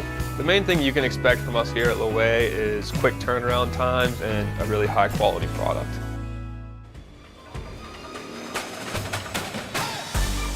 Nice look at the Pittsburgh Passion faithful arriving here to Pine-Richland. This championship matchup.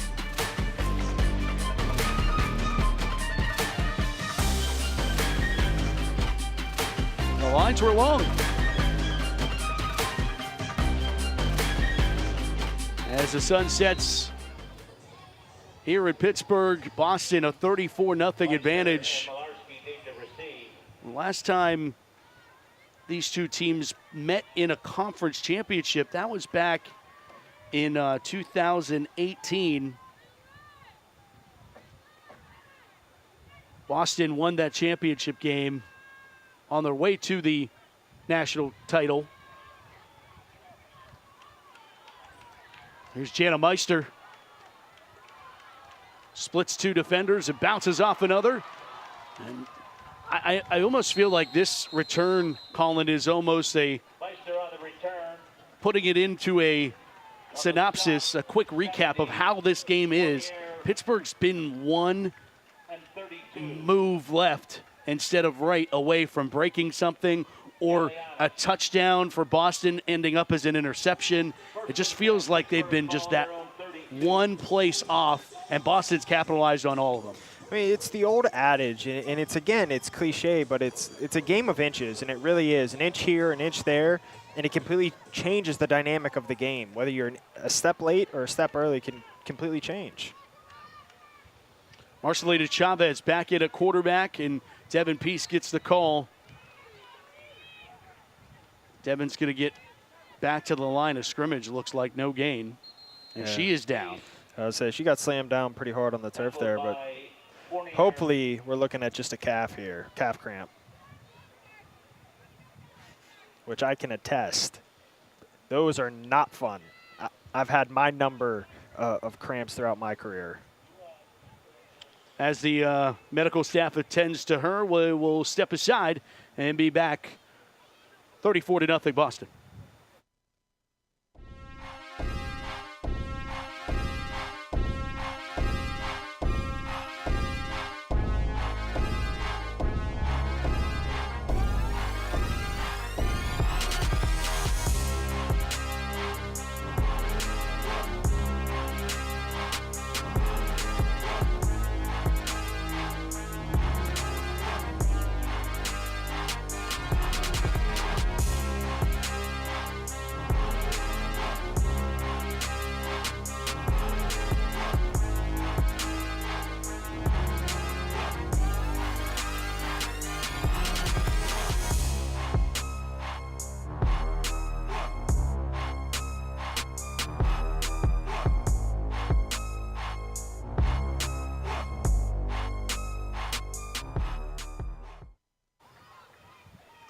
Second down at 10. Chavez out of the timeout will throw to Meister, and Meister's pulled down right at the line of scrimmage. And 34-0, Colin. I think at some point you got to take some shots downfield. I know, Teresa said going into the locker room, they're battling some injury bugs. They're battling some things that maybe we're not even being privy to up here. I know that they're dealing with some line injuries that obviously hurts the camaraderie from a cohesive unit, but either way, you got to take some shots down here and see if you could spark something.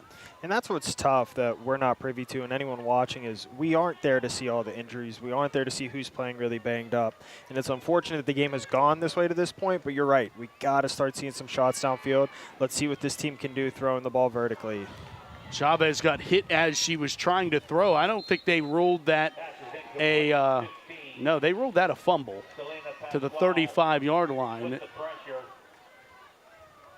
That's one of those ones where it's tough to see. It could go either way. We're going to see it again here. I think with the ball going forward as it did, They are rolling it incomplete now. I think that's a good call. Yeah, I do too. You know, I'm sure all those folks up in Boston know something about a tuck rule. That was amazing. That was incredible. Oh, man. I don't know. Something about it.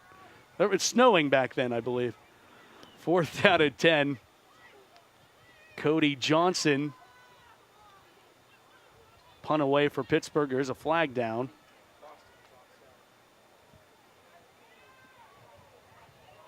Return decent for Boston. That's O'Connor Harrell, beg your pardon. Harrell fields the punt. Stopped by 42, Rochelle Nessler. As we await this penalty, I do have to give a shout out to both kickers, well, punter and kicker in this scenario. The kickoffs for Boston have been about as good of squib kicks as I've seen in my entire life, all game. And I've seen a couple tremendous punts from Johnson here for us. So you got to give credit where credit is due. The kickers have showed out today. That penalty will be declined. Winning number in the 50-50, and the prize can be claimed at the merchandise tent. I don't think our official wants to say more, or at least it looks like he does. Or he's frozen there. All right, maybe not. Yeah, there was more. Okay. That penalty will be accepted. The 5-yard penalty. Okay. Will be 4th down. It's hot down there. I understand. So they're going to repunt. If you weren't following, we're here to clear it up for you. They're going to repunt. They're going to take the penalty and, or at least replay 4th down. Maybe they're going to go for it. I say why not? I was going to say why not go for it here. Again, punting really doesn't change the total dynamic here, and it looks like they are going to go for it. I agree with this decision. 5 yards is very attainable.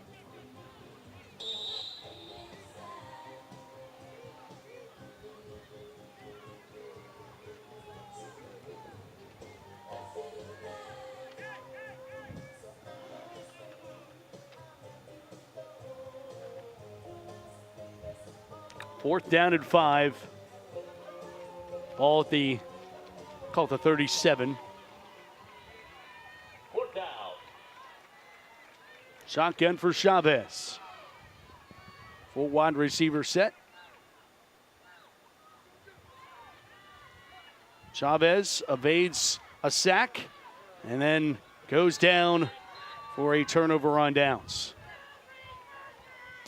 Again, I think you have to give credit to Boston there. It's a good route concept. You're trying to get in-breaking routes, and you're trying to run little pick routes there. Ultimately, nobody was able to get open. Chavez was unable to step up in the pocket due to pressure, and then Boston ultimately makes the play. On the Pittsburgh 36.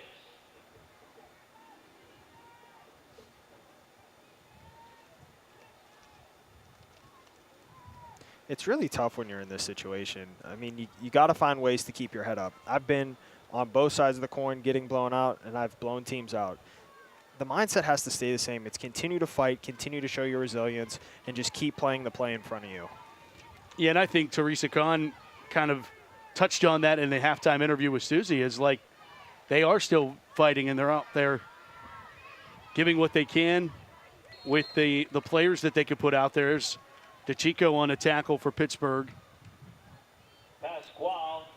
And regardless of how this game plays out, it still can't be said enough of the season that Pittsburgh had. I mean, I've been still touching on, they lost 2 years due to the pandemic.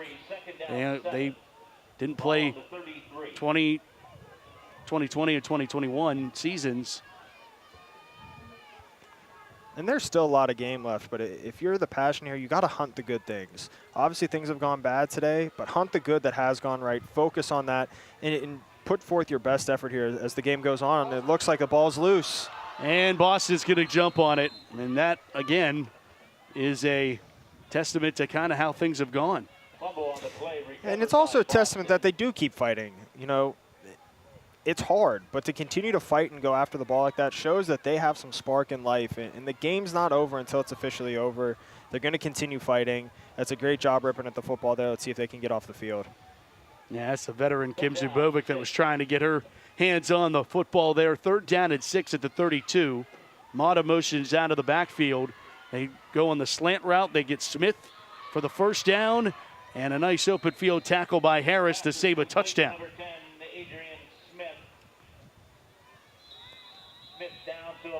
There's an injured Passion player down. And you do see on that replay, they continue to go back to that same route concept, motioning out with a wheel with a slant underneath, and they've just been able to continue to connect on that pass play.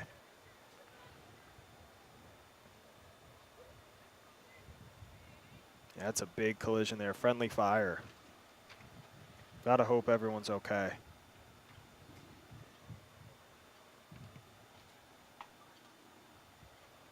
Medical staff out to attend. It's been one of those days here for Pittsburgh on the injury front.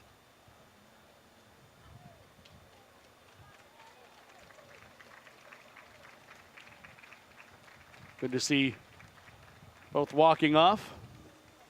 Hopefully just got the wind knocked out of her. Hopefully she will come back in this game. 89, Grace Dazza shaken up on the play. Getting some great shots from the JRM blimp tonight. 1st and 10, Renegades ball on the Pittsburgh 12.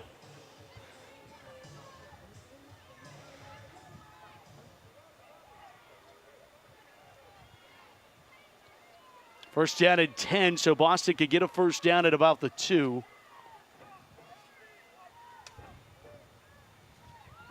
Mata off the left side. Finds her way to the 1. 1st and goal, Boston. Touchdown saving tackle there. Again, going for the ball, trying to force a turnover, trying to create a spark. It's a good job, and it ultimately prevents a touchdown going in. You know, now it's, hey, can we do something here? We keep saying it, but can we do something else? Can we do something special?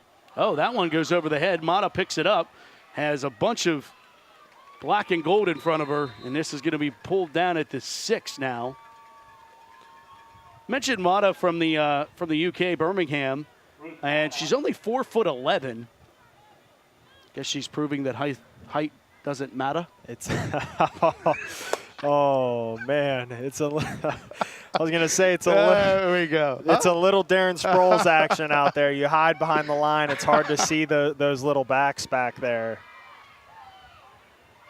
McFadden, survey. McFadden gonna run it and pull down shy of the goal line. Great play. Great tackle. Phenomenal hustle there. Way to prevent a touchdown. Again, let's see if we can get off the field here.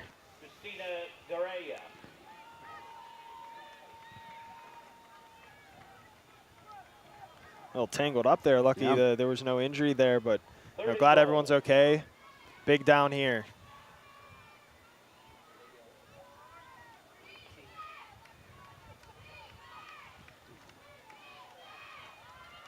Mata gets the handoff, and Pittsburgh closes the door.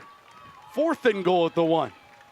How about this fight from the black and gold here? And they continue to show that fight and that resilience, and this is exactly what they need. Hey, good or bad here, keep fighting and be proud of that fight you're putting up.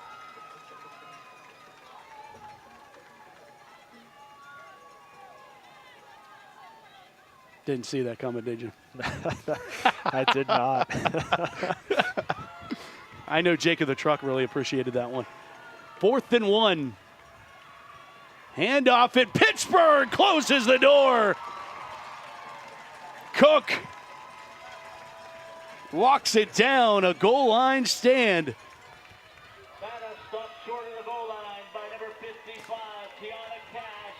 And you just see all black in the backfield there. They get the dent they need. They get the penetration into the backfield, and they get the massive stop on 4th down to give them some life at the end of the 3rd quarter here. Yeah, 4:46 to go in the 3rd. 34-0 Boston. There's the JRM blimp giving you an overhead view.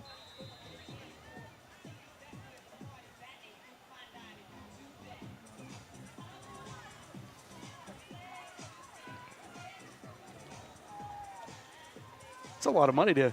We need a shot of the actual blimp. You know, that's a lot of money to have blimp here. Chavez to Peace. Peace just gets a yard. Of course, the other side of getting the goal line stand backs against the goalpost here. Again, you were talking about inches earlier. It looks like a step here, and she just may be out, and unfortunately, there's just a tackler right there. And that's Darcy Leslie's had herself a nice game.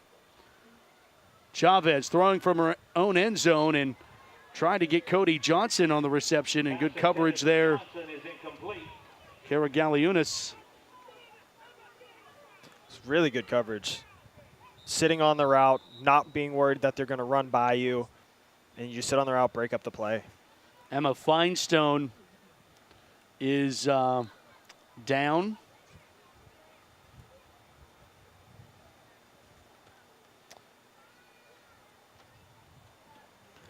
This third quarter coverage brought to you in part by UPMC Sports Medicine, the official sports medicine provider of the Pittsburgh Passion. Proud sponsor of tonight's third quarter. We're starting to see that heat and humidity play a factor here. Starting to see some cramps. Again, cramps are every bit of an injury as injury can be. That is not a fun feeling.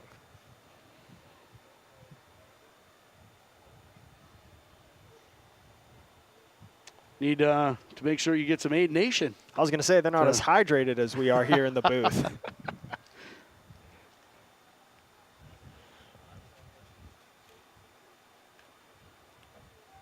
Officials are, there we go. It's good to say there. As you said, every bit of an injury, but normally officials don't give too much more time for the cramping. Seeing her hobble off the field there was reminiscent of my senior year of high school. On a punt return, my calf started cramping up in my right foot. So I started hopping on my left foot, and my left calf started cramping. And this is all during a play in which my teammate ultimately reverses fields and returns it for a touchdown. But just seeing that brought back that memory that I haven't thought about in, 12, 15 years. That's right. 3rd and 9 for Pittsburgh. Chavez sets up a screen pass far boundary to Malarski. Shrugs off one, tries to shrug off two more, and powers her way forward before she loses her helmet shy of the 10. And the effort continues to be there. That's a fantastic effort to make a few people miss, continue to push for that first down, but Boston's defense has been swarming all day, and you see it greatly in effect there. The dead pass is complete. The number 22, Ellie Malarski. 4th down. The gain is out to the 9-yard line. 4th and 4 from the 9. Looks like they'll bring out the special teams unit. Yeah, and I agree with that decision as well. I think it's a smart decision to punt the football here.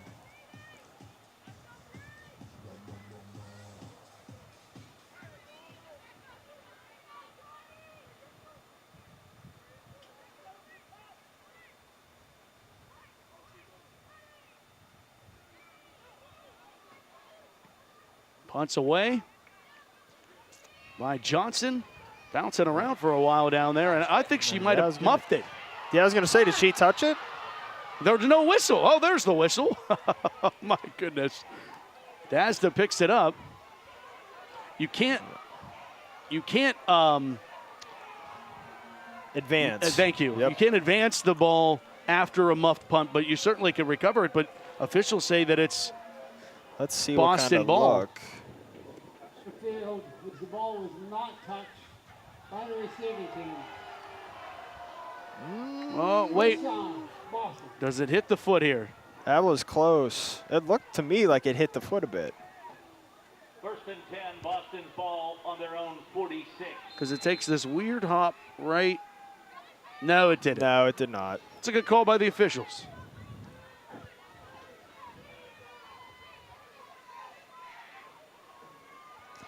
Screen pass. Dumont bottled up at the 50. That's multiple times now that Boston has shown that same staggered trips bunch in which the number 3 receiver's on the ball, and they've gone to that exact same screen pass, and they continue to have success with it. It's like a down 6 from the 50. Under 3 minutes to go here in the third quarter. McFadden slinging it out there and completing her pass. It's caught by Margaret Barden, and Barden shows she could shake off a couple as she gets the first down. And this is a really good throw because that's not bad coverage. Obviously, you always want to be a step closer, but in terms of coverage, that's tough to beat. It's just a better throw. First and 10. Low snap handled by McFadden, and now will throw it out of bounds. Incomplete. Incomplete, second down. Smart decision by the quarterback there. No reason to force something downfield, take a sack, just throw the ball out of bounds. It's a great job in coverage by the Passion, great job getting late rush on the quarterback as well.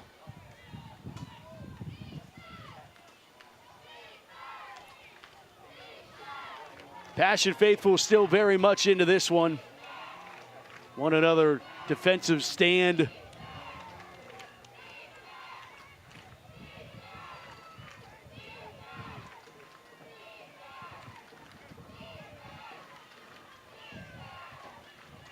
McFadden, slant route nearly intercepted.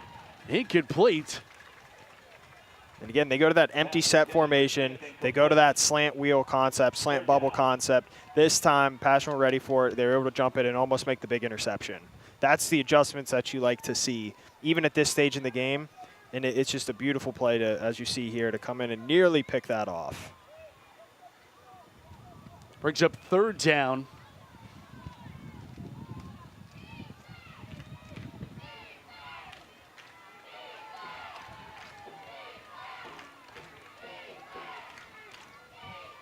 McFadden throws down the sideline, got Mata for the first down.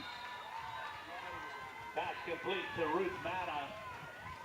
And they go right back to it again, Matt. They continue to go to that concept. It's been given the Passion problems all day. It is not an easy route to communicate through, and they found what works, and they keep going back to it. First down at 10 for Boston.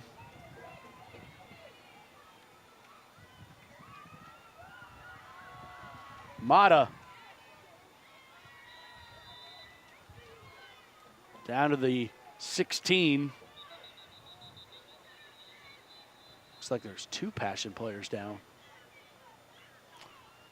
And as the training staffs go out to attend to the injured players, we'll step aside. Boston 34, Pittsburgh nothing in the WFA National Conference Championship game.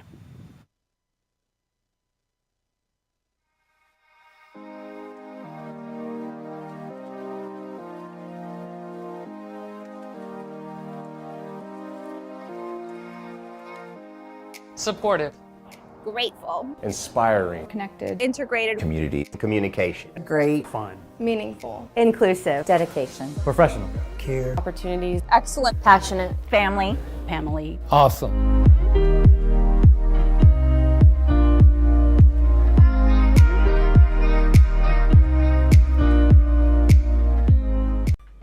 Maya, can you come in here, please? Yeah, Dad, what's up? Is that your brother on the TV? Yeah, that's my brother. It looks like it's tonight's game. But how can that be your brother? I have never missed a single game. We couldn't go tonight. Remember, you broke your foot. Right.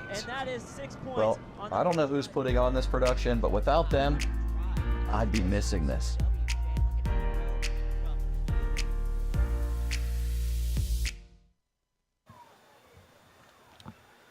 After the injury, Boston faced with a second down and 3 at the 16-yard line. Mata motions out of the backfield. They hand it off anyway. And got rolling did Stephanie Pascal. And she's down to the 9-yard line where it will be third down. Or 14-yard line, beg your pardon, down to the make it a 3rd down and 1 with 50 seconds to go. Boston has had success all game. They mirror their run after their pass game, and it's paid dividends for them. 3rd and short here. Let's see if the Passion can get a massive stop. Mata falls down. Oh, wow. How about the turf monster coming up to make a tackle? Hey, sometimes that turf monster is that 12th defender that you need. Yes. I mean, Mata's been fantastic all day, but that one the Passion will not mind. 4th down, 3. As that will be the way this 3rd quarter comes to a close. We played 3, Boston 34, Pittsburgh 0. End of 3, Boston 34, Pittsburgh nothing. 4th quarter of the WFA Championship in the National Conference when we come back to Sportsnet Pittsburgh and Nesson.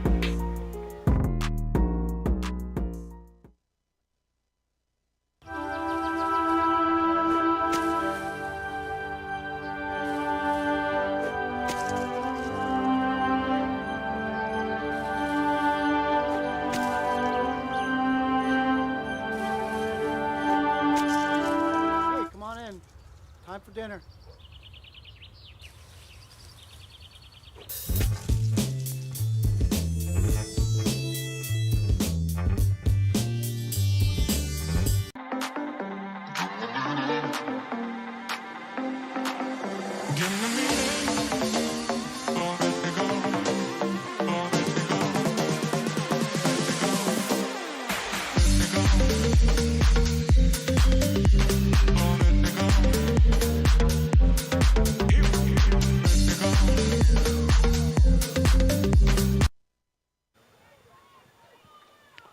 Start of the 4th quarter.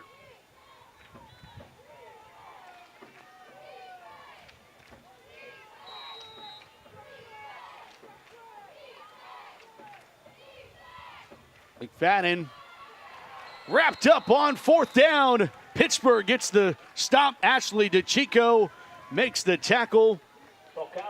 And Pittsburgh gets the football offensively on this turnover on downs. And we're going to go down to Susie Cool. Thanks so much, Matt. I'm down here with Andra Douglas, who was a former quarterback and kicker in the WFA for the New York Sharks, also an owner until 2018.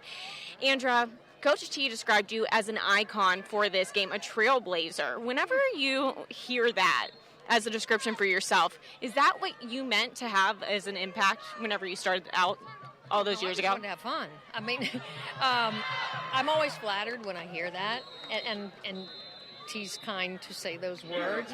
It just kind of happened that way. It was a passion.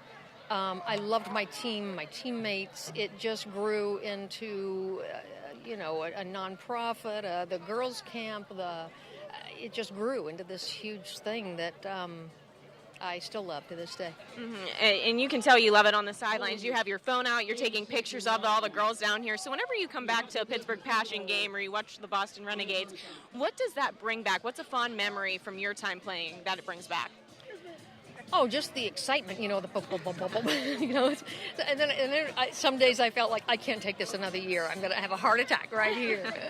But no, I love to come back. I get pictures of them. I'm also an artist. Okay. So if you ever looked at my website, AndraDouglasArt.com, you would see a lot of the Sharks, the Passion, all the teams in the league, and I've done some artwork on them because I think they're the brave ones. They're still out there. We're all trailblazers, and I just like to recognize them. Well, thank you so much, Andrea. It's so great to meet you. Likewise. Matt? Thanks, Susie. Yeah, again, I think no matter who you talk to, it seems like it always comes back to the excitement, the fun, the family-like atmosphere, no matter what level you play at, and certainly at the women's football level, it is that and continues to be, especially when you get into these conference championship games. Chavez here throwing and completing her pass, and then the ball pops up into the air and is recovered by Boston. What a wild sequence I believe that was an attempt at a hook and ladder, if I'm not mistaken. That's what it looked like. I could be wrong, but based off of the route concept, it looked like it was an attempt at a hook and ladder. Pass, fumble, recovered by Boston. First down. Yeah, yes. You are right on that one. Unfortunately, it just didn't go their way this time. They're ready there for the pitch. That's a good job by the defender. It's a tough play to execute. Yeah. Brings back memories. My all-time favorite hook and lateral Whitfield championship game, Gateway Central Catholic. I was going to say Gateway Central Catholic. Al Farther play to make it a really memorable for Western Pennsylvania fans. They remember it, and to really bring it back as McFadden will throw over the middle here. Got another receiver down to the 1. Her receivers are just ball hawking everything. Dumont, another big reception. Again, I mean, you watch the coverage here, and they're all over the receiver. There's only so much better defense that you can play. You just tip your cap to Boston today. They've had it going for them. Jasmine Jones was in her pocket. Harris was right there as well. First down and goal. Mata brought down in the backfield. Cook and DeChico on the tackle. I'll tell you what, I enjoy watching DeChico play. The hustle there to sprint backside, to slide down that line and make that play, she's just a fun player to watch. She plays the game the right way. It's one of those players that seems like no matter what, she ends up in the right place even if she's in the wrong one. Goes off to the right side and into the end zone for the touchdown.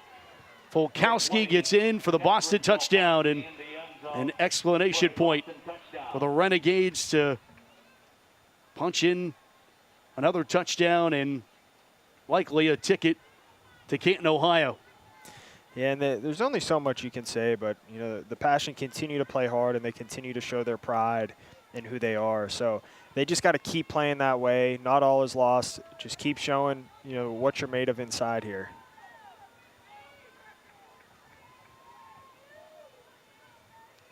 The Barton extra point.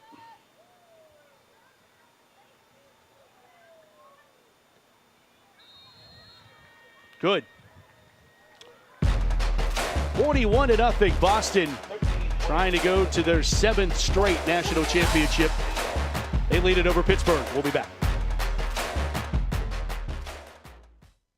Trout Plumbing is a registered and insured master plumber that services the South Hills.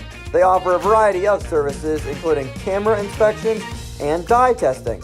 Trout Plumbing also offers a veteran and senior citizen discount. When in doubt, call the Trout at 412-983-8106. If you accept credit payments with anyone other than eServices Payment Technology, you are paying too much. At eServices Technology, we redefine convenience and security with our cutting-edge merchant payment processing. Whether you're a small business or large corporation, switch to a more accurate and efficient payment processing tool. Trust eServices for secure transactions that redefine the future of payments and can beat your current rates. Visit us at eservicestech.com, conveniently located near Baldwin High School.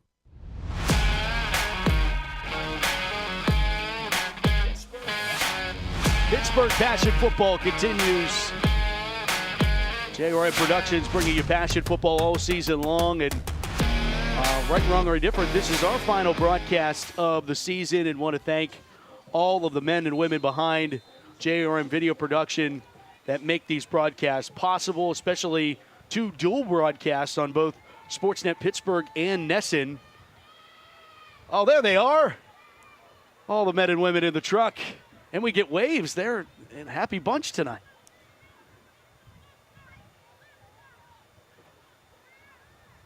Shout out to them. Appreciate all their hard work.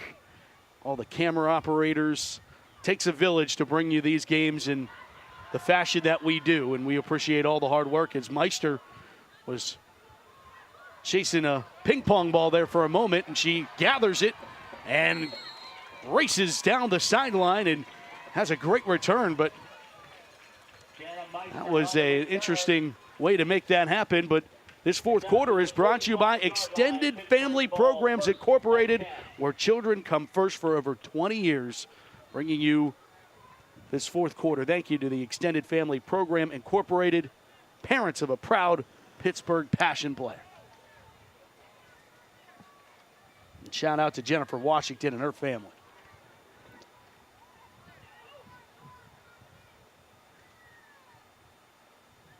.13-11 to play. Pittsburgh love to get one on the board here. Chavez keeps and gets back to the original line of scrimmage no further. And you mentioned her name on the return there, but Meister's had a couple nice returns when things seem to be going astray with the balls bouncing around. She picks it up, and she gets a decent gain. Yeah. You'd like to see them get the ball to her, see if you can get her in open space on one of these plays, whether it's a screen play, whether it's a short route, whether it's a long route, but just get the ball in her hands. Let's see if she can make something happen. She's definitely had some spunk and some fight to her this game. 12:34 and a moving fourth quarter clock.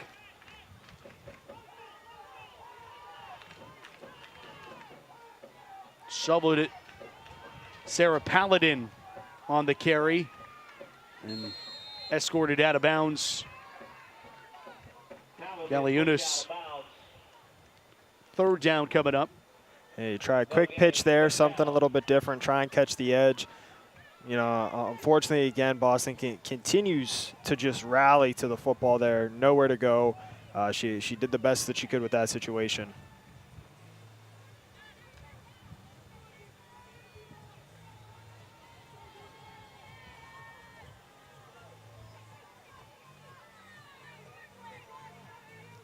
Third down 10. Stretching it out from Malarski, and she'll get chased out of bounds after about a yard gain. I mean, obviously, you have to play the game as it is, but if I think for WFA fans, for football fans, what I would have loved to see in this one is not the injury bug get Pittsburgh and some things bounce a little bit differently, even as simple as the second touchdown of the game where it was a fourth down and goal play and Boston either was going to turn the ball over or score a touchdown. They go up 14-0. Those turning points of the game, I think really this story would have been a little bit different. Could have been the same outcome, but would have been a more fun one to watch in terms of this scoreboard being close. Yeah, I would say Boston is not 41 points better than Pittsburgh. They are today, but they're not normally. And I think it was just one of those things, it's the perfect storm. The injuries, the turnovers early, and it just snowballed and kept building to the point where it felt like you just couldn't stop. And Boston's taking full advantage of that. But I think if these teams play 10 times, I think this is going to be a good game. 8 to 9 out of 10 of those times. Yeah. This just happened to be those one. And credit to, Pittsburgh got up on Boston that first time around, and Boston fought back, and Boston really hasn't let that door swing open either on the other side of letting Pittsburgh back into the game, as evidenced by that interception by Harris late in the first half, that Pittsburgh wasn't able to come up with any points.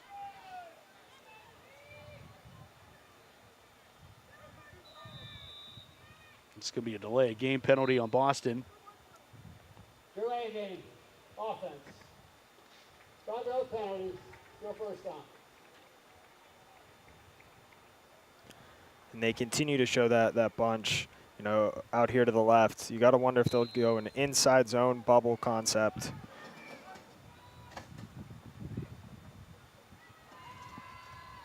McFadden going to take a deep shot. And yeah, this is going to be pass interference. Penalty markers on the play.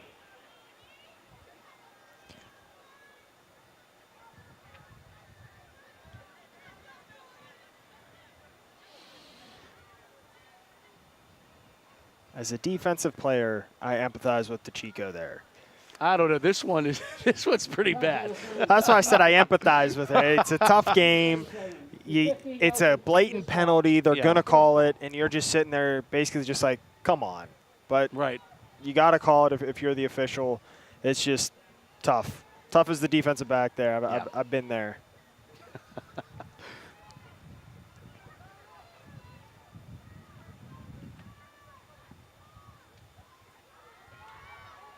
Volkowski tripped up.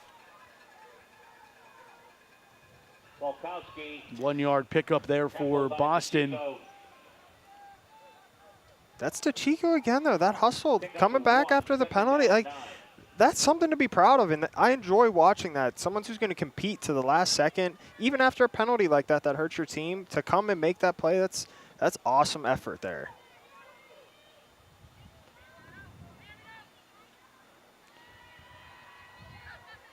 Hennessy throws, and it's intercepted, picked off. Harris gets another, give her 9 on the season. Who else but Harris to get another interception? Unfortunately, the game looks to be out of hand, but that doesn't mean you can't celebrate a phenomenal play, a phenomenal season. What's that, 9 interceptions on the year? And who else bringing the pressure but DeChico? It's, you know, those two players, love watching them play. They've been phenomenal for the team all year. Something there, DeChico's not going to show up in the stat sheet, but she's just as responsible for that interception as Harris is for catching it. Well, those two players you just mentioned, they are going to Canton as all-stars. They'll play in the All-American game. I'm excited to get the call of that one in 2 weeks at the Pro Football Hall of Fame. As All-Americans, Harris first team, DeChico second.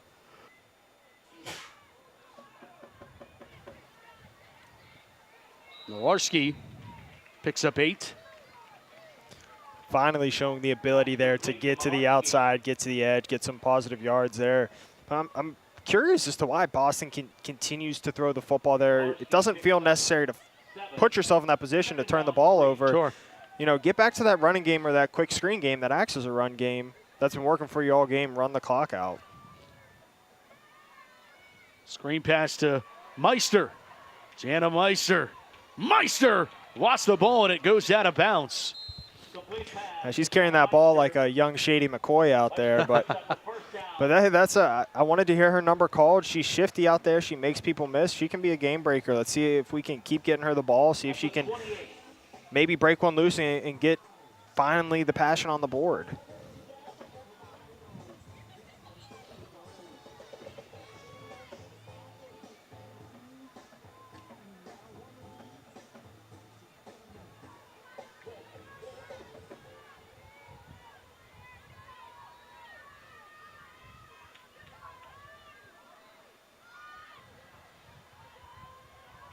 Devin Peace to the 34. Finally starting to see a hole open there. Peace finds it immediately, hits it, gets a nice gain there on first down, sets up a 2nd and short that we haven't seen very often today. 2nd down 4. Peace in her 3rd season, and it's really shown she's also headed to Canton and the All-Star game, as is Ellie Malarski, who makes that reception. A beautiful throw. That's a far throw. That is not an easy throw to make. For Chavez to be able to still have the confidence late in this game like that, to put her foot in the ground and make that throw to the far field is really impressive and a testament to her arm strength. I mean, you know Pittsburgh wants on the board here. Absolutely. Chavez steps up. Going to start to run with it. Try to get the edge. Nice stiff arm there. And Chavez bottled up at the 45. She'll get maybe to the 46. She'll get 2. The toughness of Chavez to keep running, keep putting her shoulder down when she really didn't have to play this game, maybe probably shouldn't have played this game, still out there competing like a warrior she is. And, you know, that deserves to be called out, that she's out there giving it her all.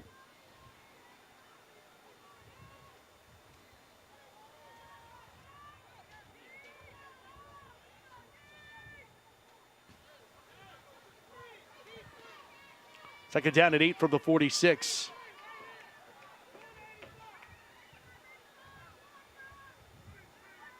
Slant route, bobbled and dropped incomplete. Thankfully, falls to the turf here. Gatto almost had her second. The spacing there got a little congested, made that a little bit tougher of a throw, a little tighter of a window. Lucky that ball wasn't picked off.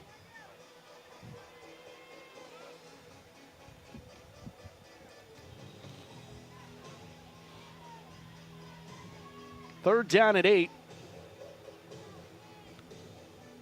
Two of the perennial programs in women's football going at it tonight. Boston and Pittsburgh. Pittsburgh had their run, won back-to-back titles in 16 and 17. Boston has been on a roll as of late.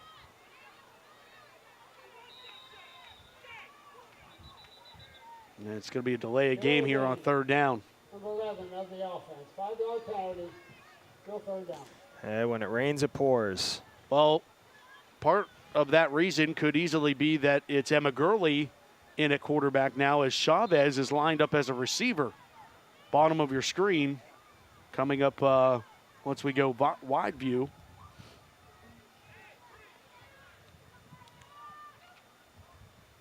Gurley fakes it to Chavez, and keeping is Devin Peace.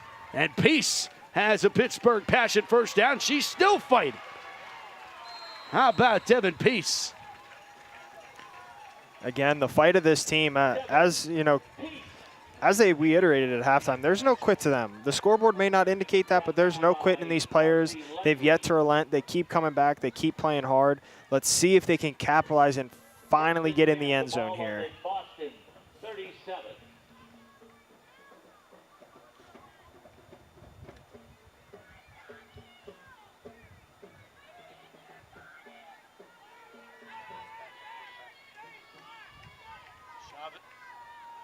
Chavez back in a quarterback.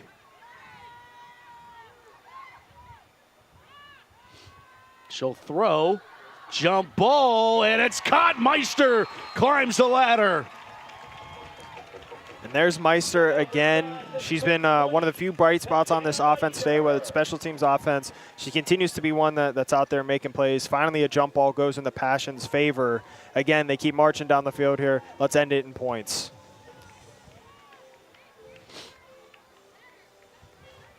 First and 10, Pittsburgh's ball on the Boston 16.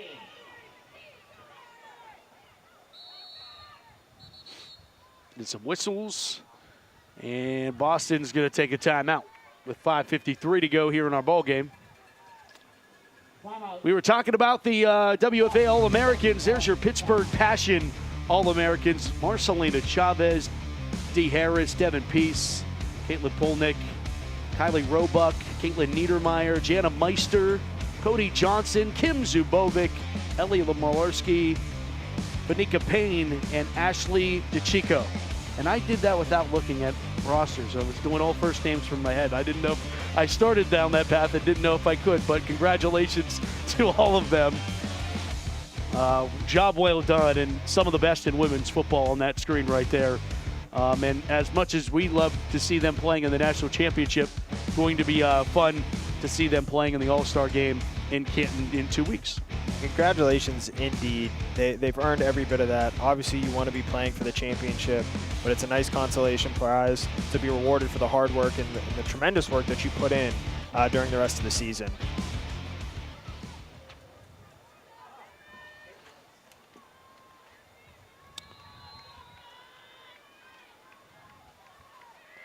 Motion out of the slot is Meister.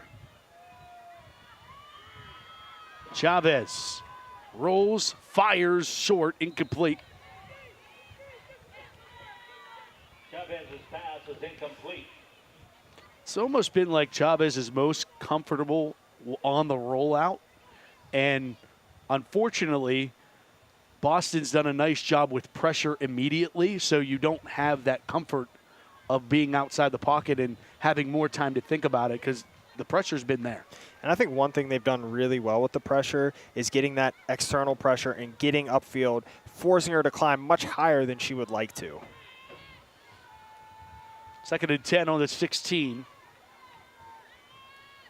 Dumps it off and in and out of the hands. Big hit. Devin Peace pops right back up.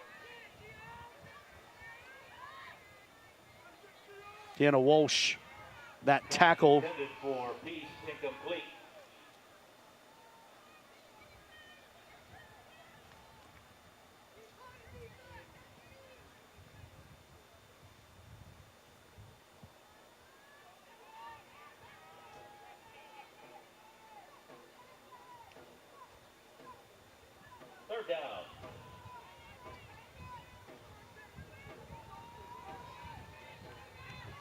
Third down for Pittsburgh from the 16. Nowhere to go for Peace. Bottled up. It'll be fourth. Probably a frustrating game to say the least here for Peace. She just hasn't really had anywhere to go all game. Trying to make a play there, trying to stick your foot in the ground, reverse fields, and then she just sees, a wave of white jerseys around her. She's been phenomenal, just not her day today. I like that they did call her number there to see if they could get her in the end zone, which would have been a much and well-deserved touchdown for her. Yeah, I think it goes back to the injuries on that offensive front. Got a handful of ladies playing both ways. And adds to it. Yeah, and this heat and humidity, too, it's no joke. Chavez on fourth down, lets it fly. Meister knocked away. Incomplete.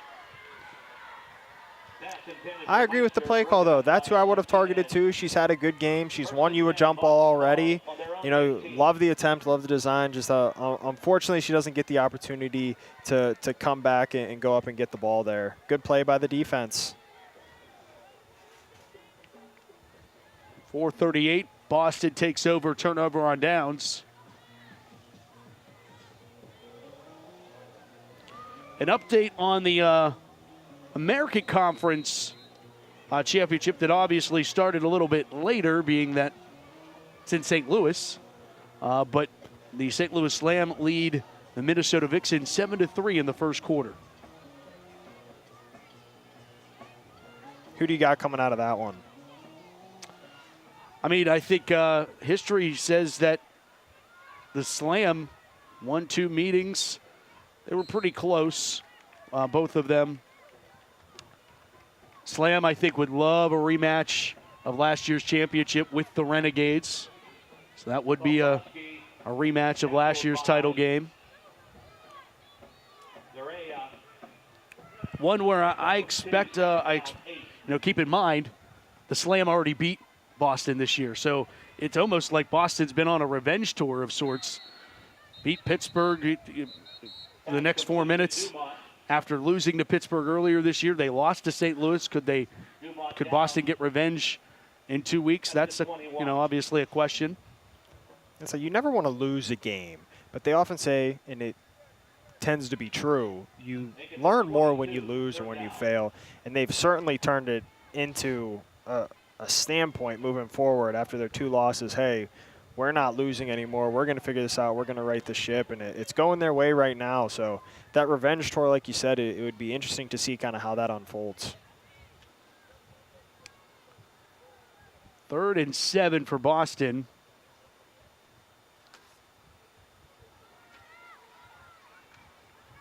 They give it off to Fulkowski, who picks up a Boston first down. Jacqueline Lane is the new quarterback in for the Renegades out of New England College.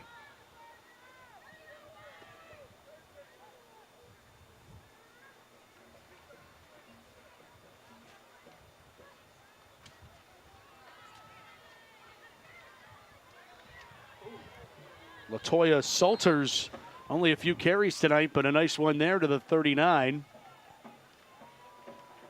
Big collision there between safety and running back. Those are the collisions you like to see, both full speed coming downhill and then meet at the contact point. On the tackle, number 25, Nikki Hartman.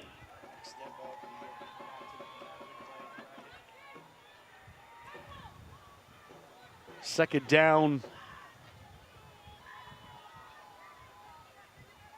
2 to go. Nice first move there by Salters. Gets the first down. Would have been stopped to the backfield, but we'll pick it up. Yeah, that's a beautiful move. Again, it looked like it was DeChico again flying in that backfield. And then the running back's just able to make one move and get out of the way and pick up what looks to be a first down. Zubo makes the tackle.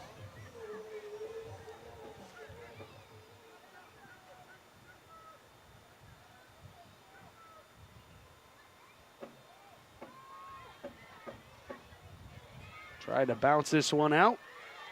Couple missed opportunities and brought down. It was Whitney Zeeley, or beg your pardon. 83, Alfaro Gonzalez. That is Whitney Zeeley's still on the roster, ironically not playing this year. Tackled by 55. Lenny Alfaro Gonzalez got that carry. Couple little nice moves there. Picking up positive yardage there. A couple little whoop moves. Second down, 7. Second and 7 from the 46. Minute to play.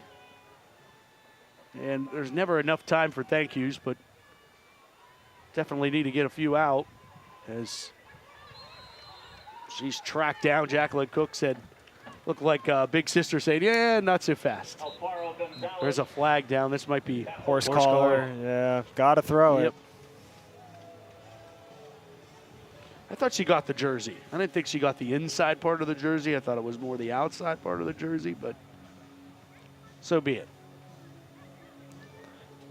I would have they're waving it off. I was going to say, if you would ask the Boston team, I think that they would say you can wave that one off. Yeah.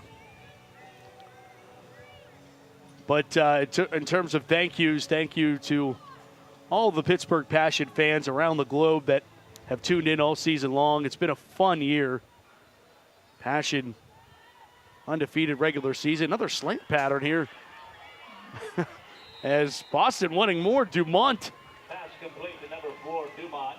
I mean, with seconds to go, they were trying to score another touchdown there. Little Yeah, that's an bad interesting. blood there. Yeah, that's an interesting one right there. You know, I mean, at the end of the day, I guess stop them. But at that point, you figured you'd hand the football off, take a knee, run the clock out, go celebrate your victory. Oh, Pittsburgh took a timeout. Probably as to say, what is going on? Yeah, I don't blame Pittsburgh there. I think I would have called a timeout as well. I mean, obviously Boston has won this game, and they should be a victory formation right now. Pittsburgh, albeit they have 2 timeouts, but and I know Pittsburgh's the classy bunch, they're not going to call them. But yeah, that one goes in the question basket for me. Yeah, that's a head scratcher right there. As competitive as they come, I get it, always trying to go, but at some point there's a respect to the game where you call it, shake hands, and it's game over. For sure. And you're going to play again at some point. Yes. And Pittsburgh's not going to forget. Yes. Bulletin board material. For you always hang that stuff up. You never forget that. And you'd figure they've been to the championship a couple times, and I don't know if you've heard, but they've been there a couple of times. It's not like that old cliche of acting like it. Yes. There we go. Yeah. That's what we needed. Boston advances to the WFA National Championship. 2 weeks from now, back to Canton for Boston. Pittsburgh's season comes to a close. One of the great seasons of Pittsburgh Passion football comes to an end in the conference championship game.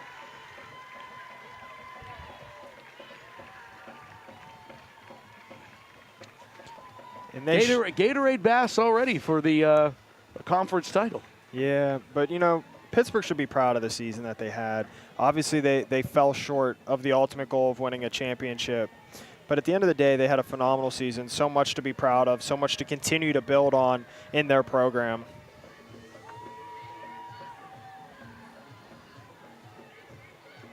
Yeah, no question. Pittsburgh, a lot to hold their heads up high, and being able to do what they had to this part of the season.